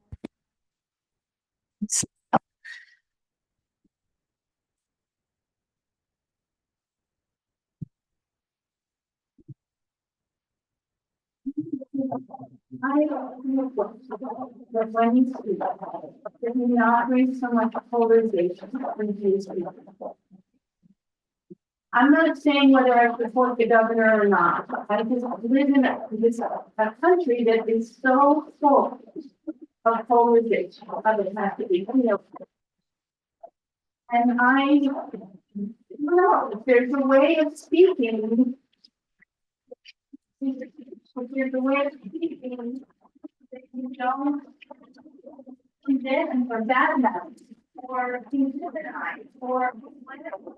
No, you didn't do that. That's what's happening to polarization. And I just want to say something again. I think that the state of Vermont has had a long time history of trying to create some checks and balances. We have had conservative senator and very liberal legislator. We have done it so many times. And maybe there's a little wisdom in that. I don't know. But I just ask that this kind of speak be tempered in some way. Okay, I would love, if you wouldn't mind, I would love to know what we said that was polarizing. But before you do that, I just want to say, I think dissension is really important in democracy. It's really important that we are pushing back against each other, that we disagree. Like, that is one of the most wonderful things about democracy. I don't think we impugned the governor's personality, his character. What we're talking about are policy decisions that have been made that we maybe don't disagree with. And I don't see anything polarizing about that at all.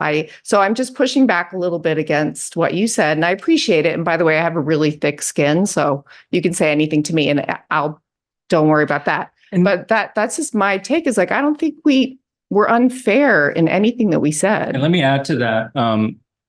This isn't an anti-Republican thing for me. Every piece of legislation that came out of my committee came out 11-0 or 10-01 or 10-0 or 9-02, meaning we were incredibly aligned with. I have had my Republican colleagues on my back deck drinking beers, talking about policy.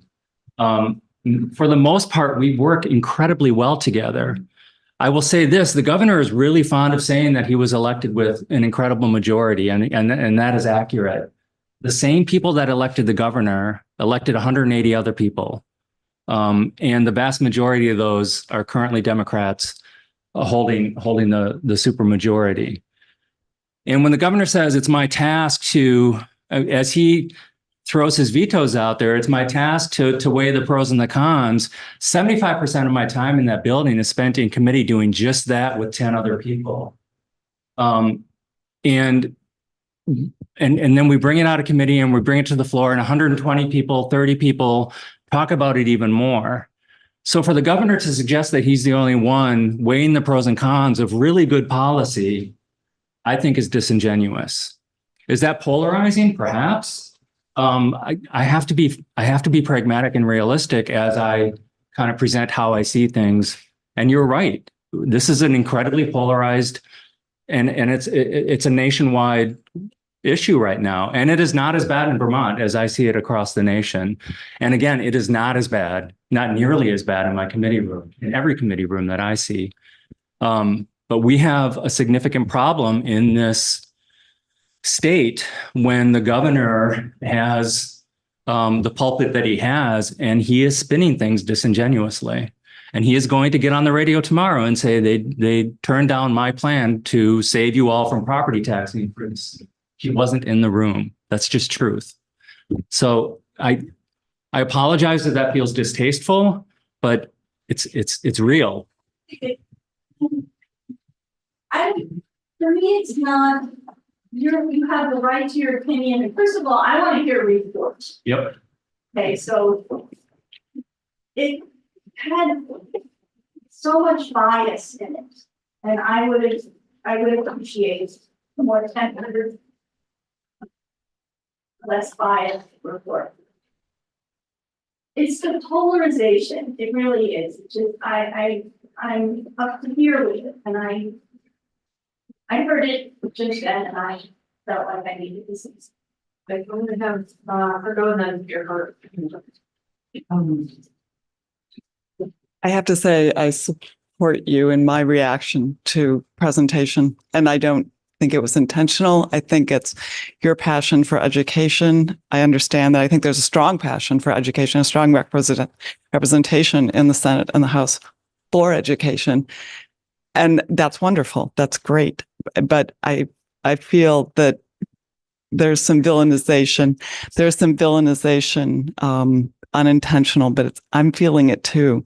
It may be intentional. And maybe it is intentional then. Okay. So thank you for owning that.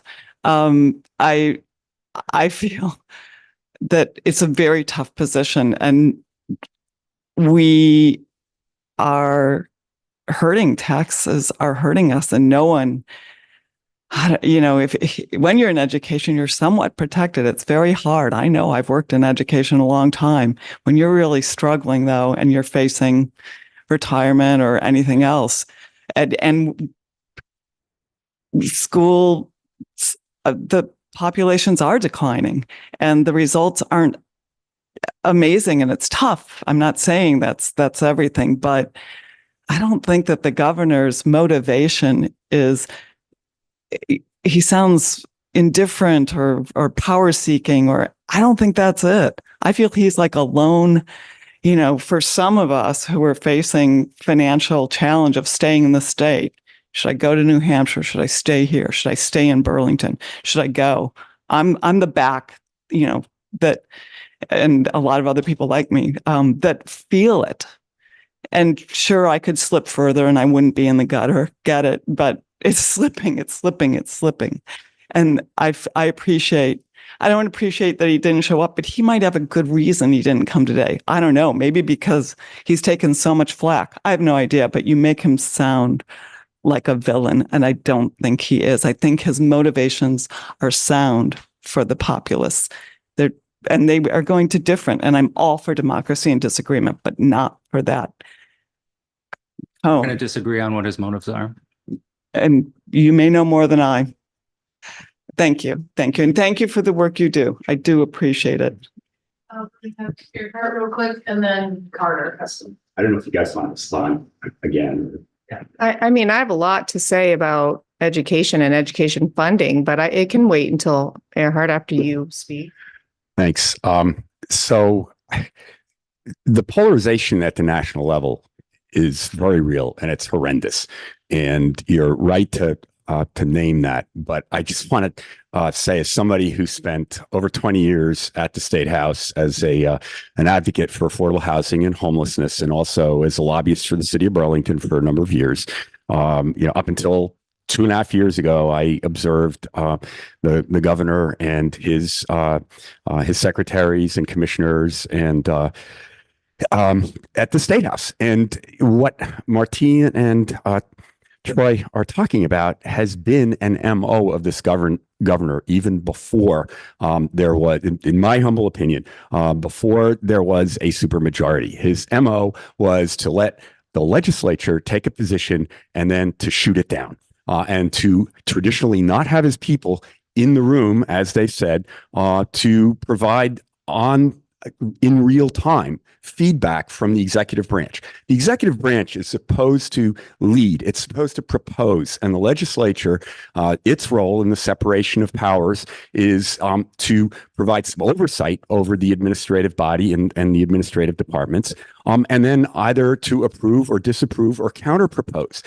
But that has really not been, it hasn't been the case for this governor. And he seems to, everybody knows he comes off as a really nice guy and he's moderate, and he comes out against Trump and against all of the polarization nationally, and he tries to avoid that. But the reality is that what Martine and Troy are describing has been the strategy of this administration. In my humble opinion, I just would support and agree with their observation.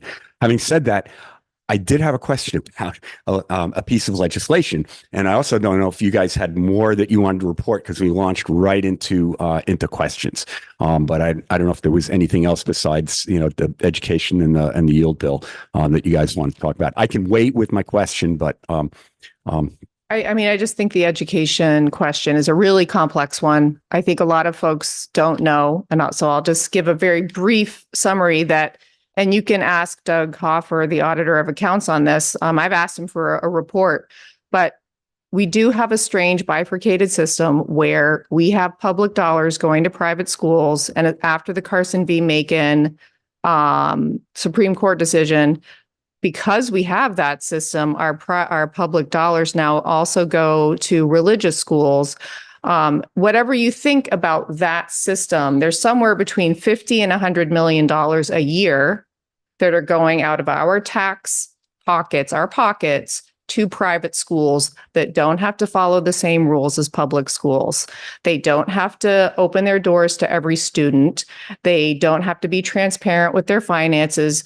I sit on the education committee, and I can tell you the rules for public schools, Title 16, is a vast, deep, and long series of statutes. And private schools in this state are governed by what's called the 2200 series, which is quite a small document. So that's one thing that we could be talking about, right? Is, do we want that system? And is it affordable to taxpayers? I would say no. But again, like, that could be a conversation for another night, because that's a really big one. But yeah, I just think people should be aware that there's a lot of money that is dispersed to entities that they may hang up a shingle and say, I am a school. We did put a moratorium on schools a few years ago because people were so panicked about that Carson v. Macon decision. But anyway, I just wanted to let you know that it's complicated and we could do better. Yeah. I think Earhart had a question. I did. Thank you. So the question I had was about H829, and this may mostly be a question for you, Martine, because the House passed it and the Senate declined to work on it. And for folks who weren't familiar with H829, it was among the many things that it did was it raised some new revenues from folks that I, in my humble opinion, would consider can pay for it. There was a wealth tax in there.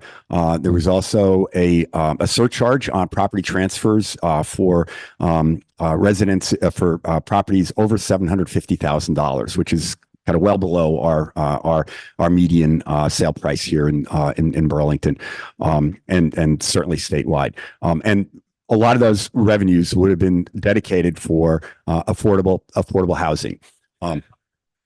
sorry, did I say higher? I misspoke. Sorry about that. I meant higher, obviously. Yes. Above $750,000. Yeah. One's brain does that sometimes, right? You substitute the wrong word. And it would have got, we're in a post CARES Act, post ARPA, federal funding situation, all the money that came from the pandemic, a lot of it went to housing, and we have a massive housing crisis. So a lot of this extra money would have gone to continue to build more affordable housing. My question is, how come the Senate didn't act on this? Do you have insight into that? I wish I did. It looks like it went to the Economic Development, Housing and General Affairs Committee, and it never came out. I'm on Education and Health and Welfare, so Cautious committee. Yeah. And my understanding, and this may be very rudimentary, is that got held hostage for some other things, and I don't know the details of that. I think Senator Keisha Ram Hinsdale might be worth an email there.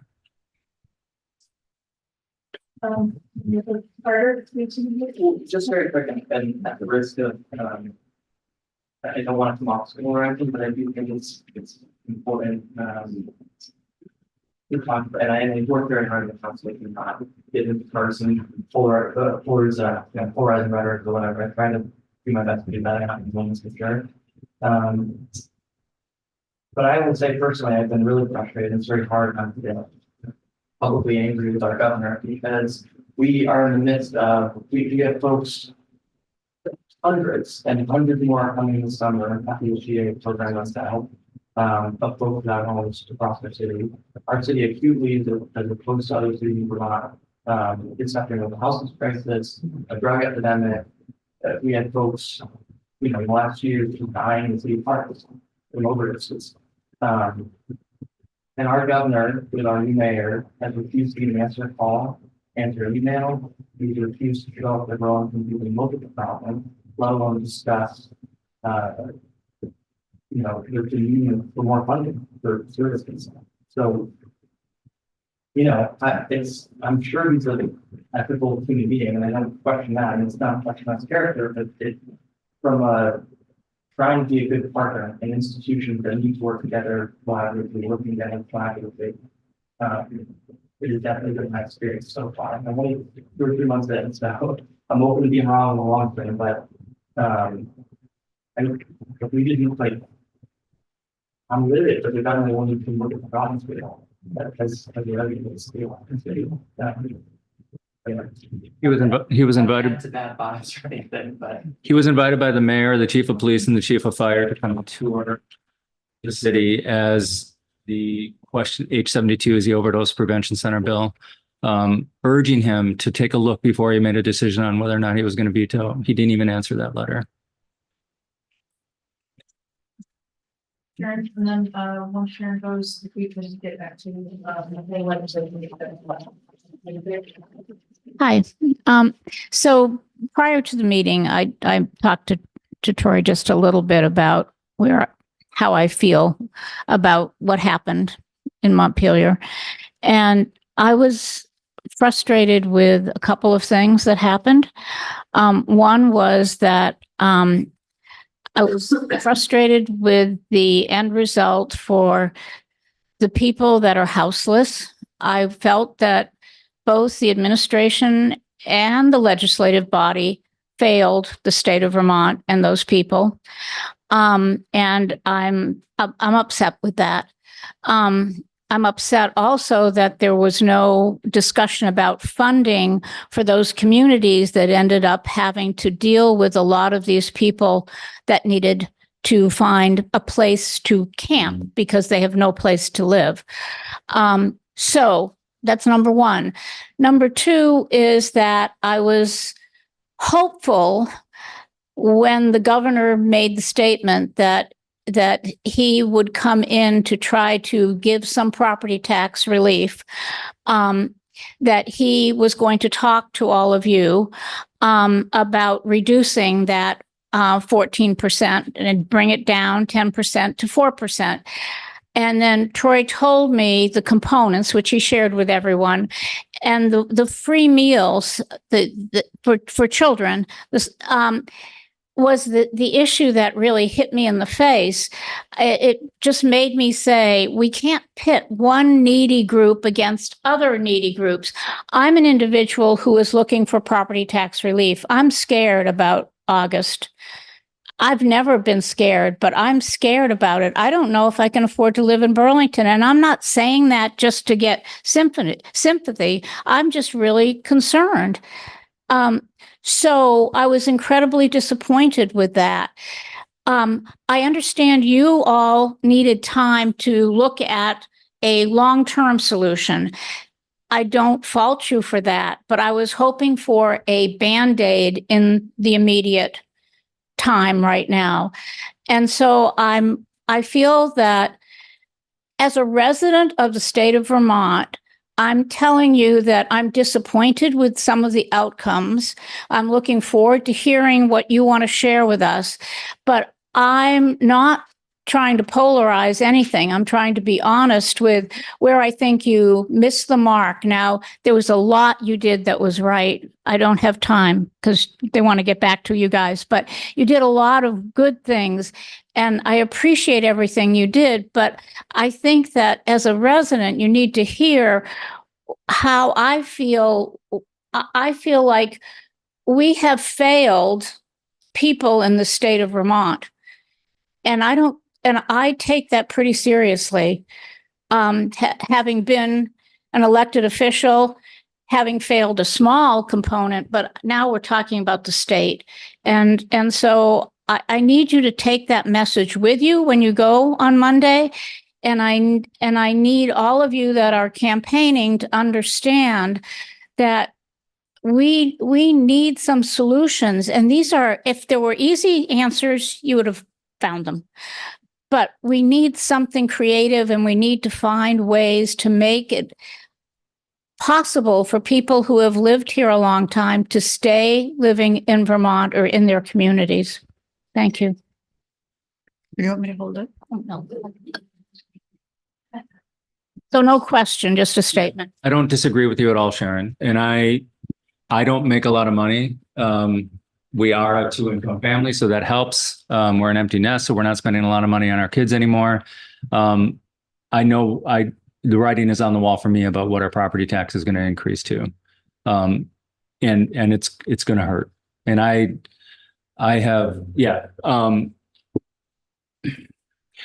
And this isn't just about funding schools through property taxes. I think we can do that differently. And I think the study is in I'm completely spacing on which bill it is now. The yield bill. Yeah. So, and I think we have to start looking at income tax as a means to fund our schools. I think there's a variety of ways that we can fund our schools differently than what we do now. We also have to talk about the very real factor of right. And I don't know if Gary is still here, but the cost of healthcare for our public educators is out of control. And if we can get to a statewide Medicaid for all, right, we have to be looking at nationwide, statewide solutions to decreasing the cost of what it costs of what it takes to run a school, because that's what's driving our property taxes right now. So if we didn't have healthcare to worry about, we wouldn't be having this conversation. I'm convinced of that. But you are absolutely right. We have to figure out a different way to fund our school budgets. We are obligated to fund them. And right now, the means by which we fund public education is through property taxes. I have a high degree of confidence in our Ways and Means committee, and I know that she did everything she could to share. I'm referring to the share now, and that whole committee did everything they could to buy down as much of that property tax increase as they could.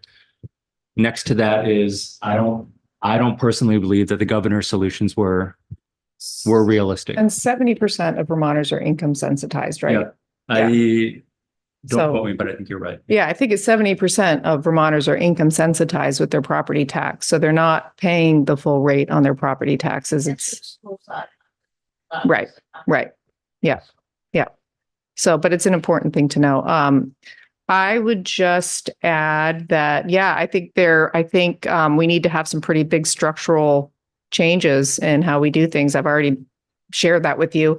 Part of the yield bill is a big education commission that will not just look at the funding piece, but just the way we do it, just the way we deliver education. I think it's important.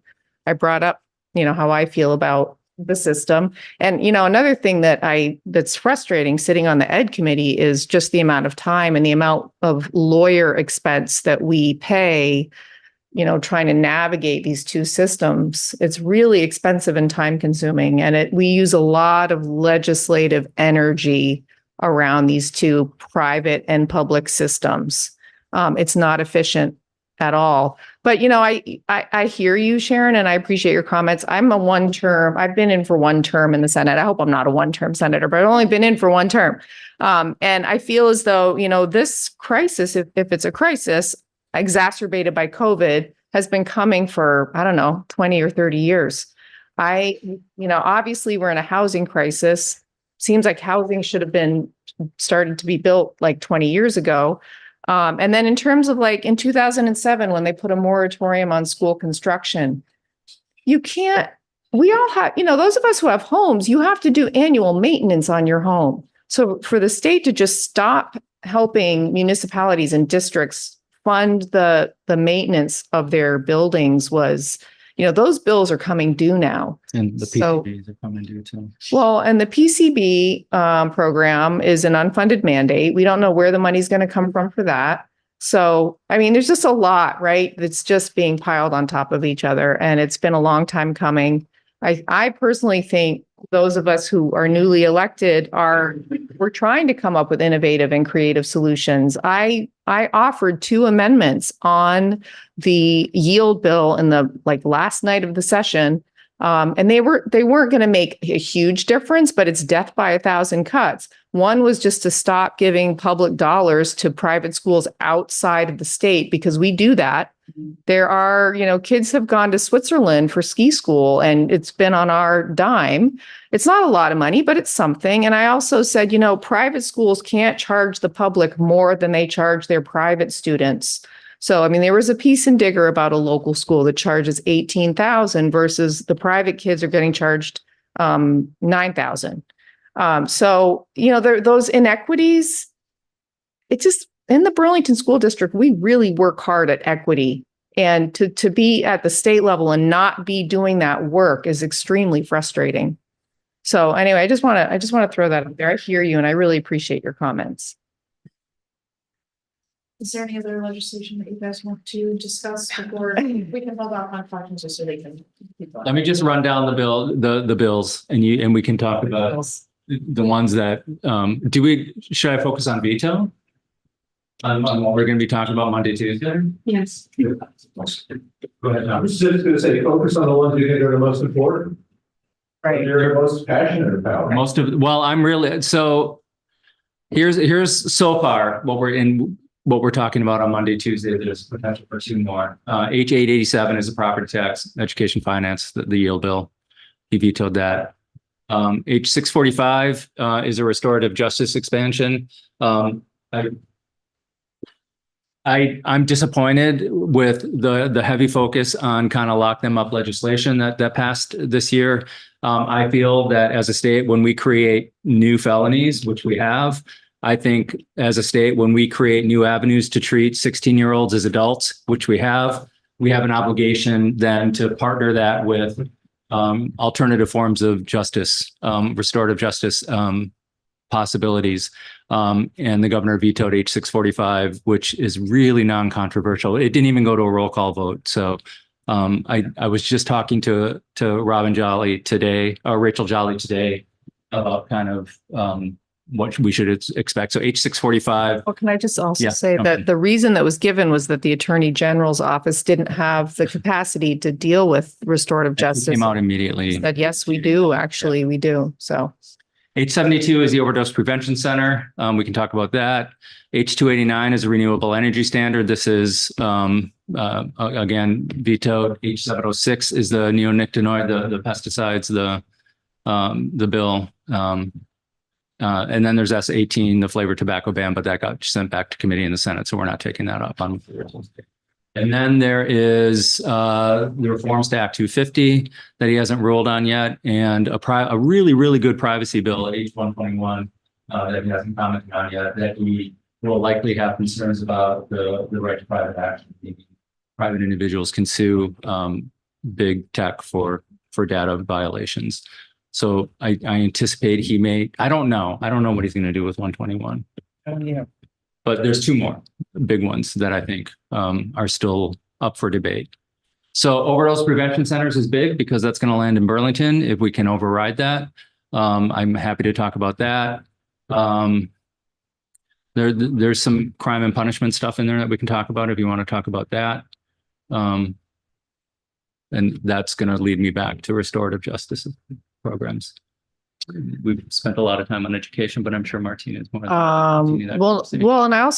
Some bills that did pass that are really positive as far as I'm concerned. S98, which is going to give the Green Mountain Care Board authority over prescription drug costs. That is definitely, that should lead to a lowering of prescription drug costs, which is great. We also had a bill that is going to regulate PBMs, pharmacy benefit managers, who are kind of middlemen that really. They are also very problematic, especially to our local small pharmacies. So that was really good. We passed my bill, which was the doula bill, which will have Medicaid pay for doula services. So that's going to be great for folks who are, they're struggling, and this is just going to give them an opportunity to have support postpartum and through the birthing process and so on and so forth. Yes.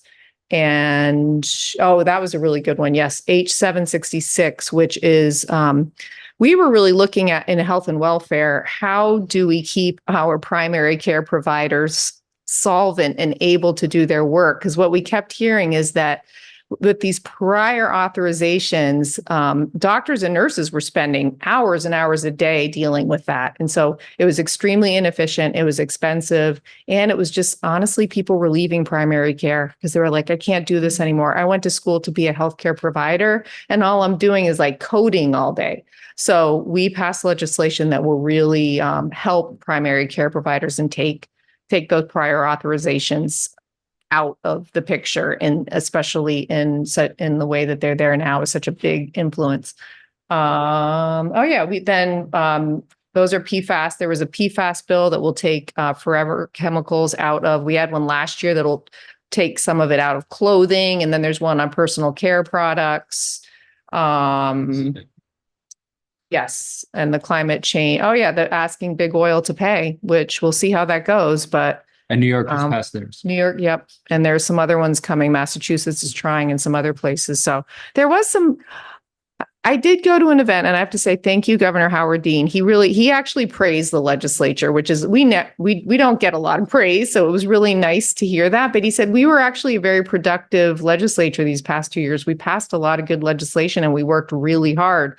So it was nice to hear that because I'm not trying to again, be negative or anything, but there have been times when I've been in a space with some other state leaders who were really unkind to the legislature. So it was just nice to hear that, well, good, we did do some good work and someone did see that.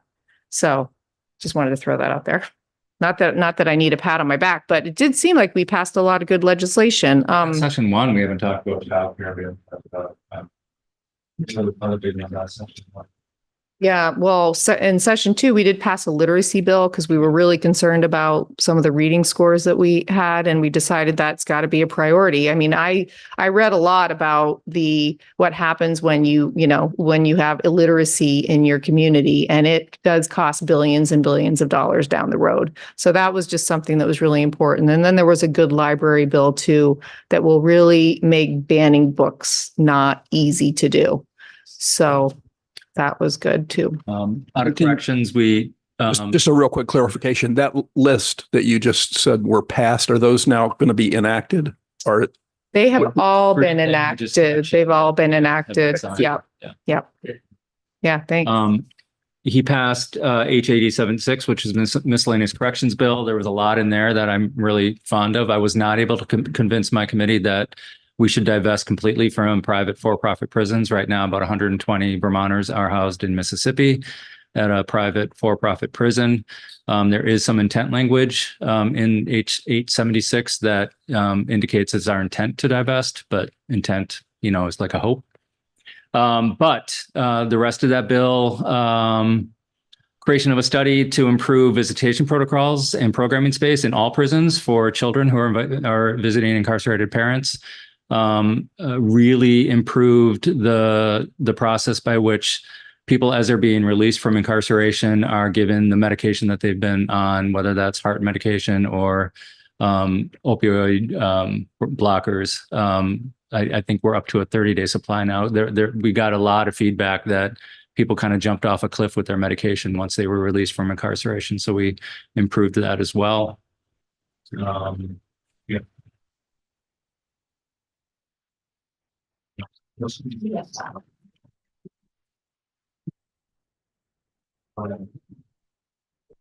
So, thank you very much for what you guys did. Anything else even the stuff you do in school doors and also for the article in Town Meeting News. So we can get that. Because you said in Belgium, one thing I think this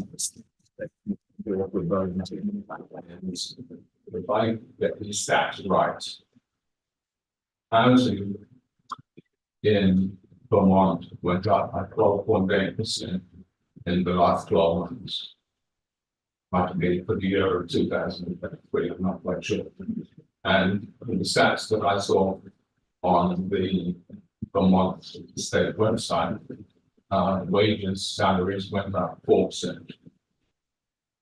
So I have argued extremely inarticulately at the Planning Commission that it's all very well having things like neighborhood codes and stuff like that, which is a bureaucratic way of doing things that anyone with any common sense as saying.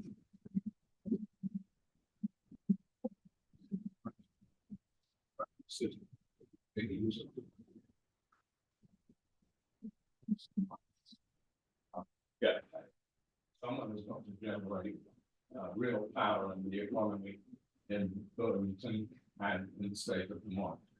Even in the last week, some economists gone back, right? Apparently, species wasn't what we wanted. They've got to be economic drivers that I'd really like to hear the state and the city say where we're going to get the money to fund all the good stuff. And I appreciate the work you do. If you don't have the money, you can't do it. Yeah, and if you don't have the housing, you can't, you just can't. The reason our properties are so valuable, expensive, whatever you want to call it, is because people want to be here and we don't have the housing. Part of the reason is because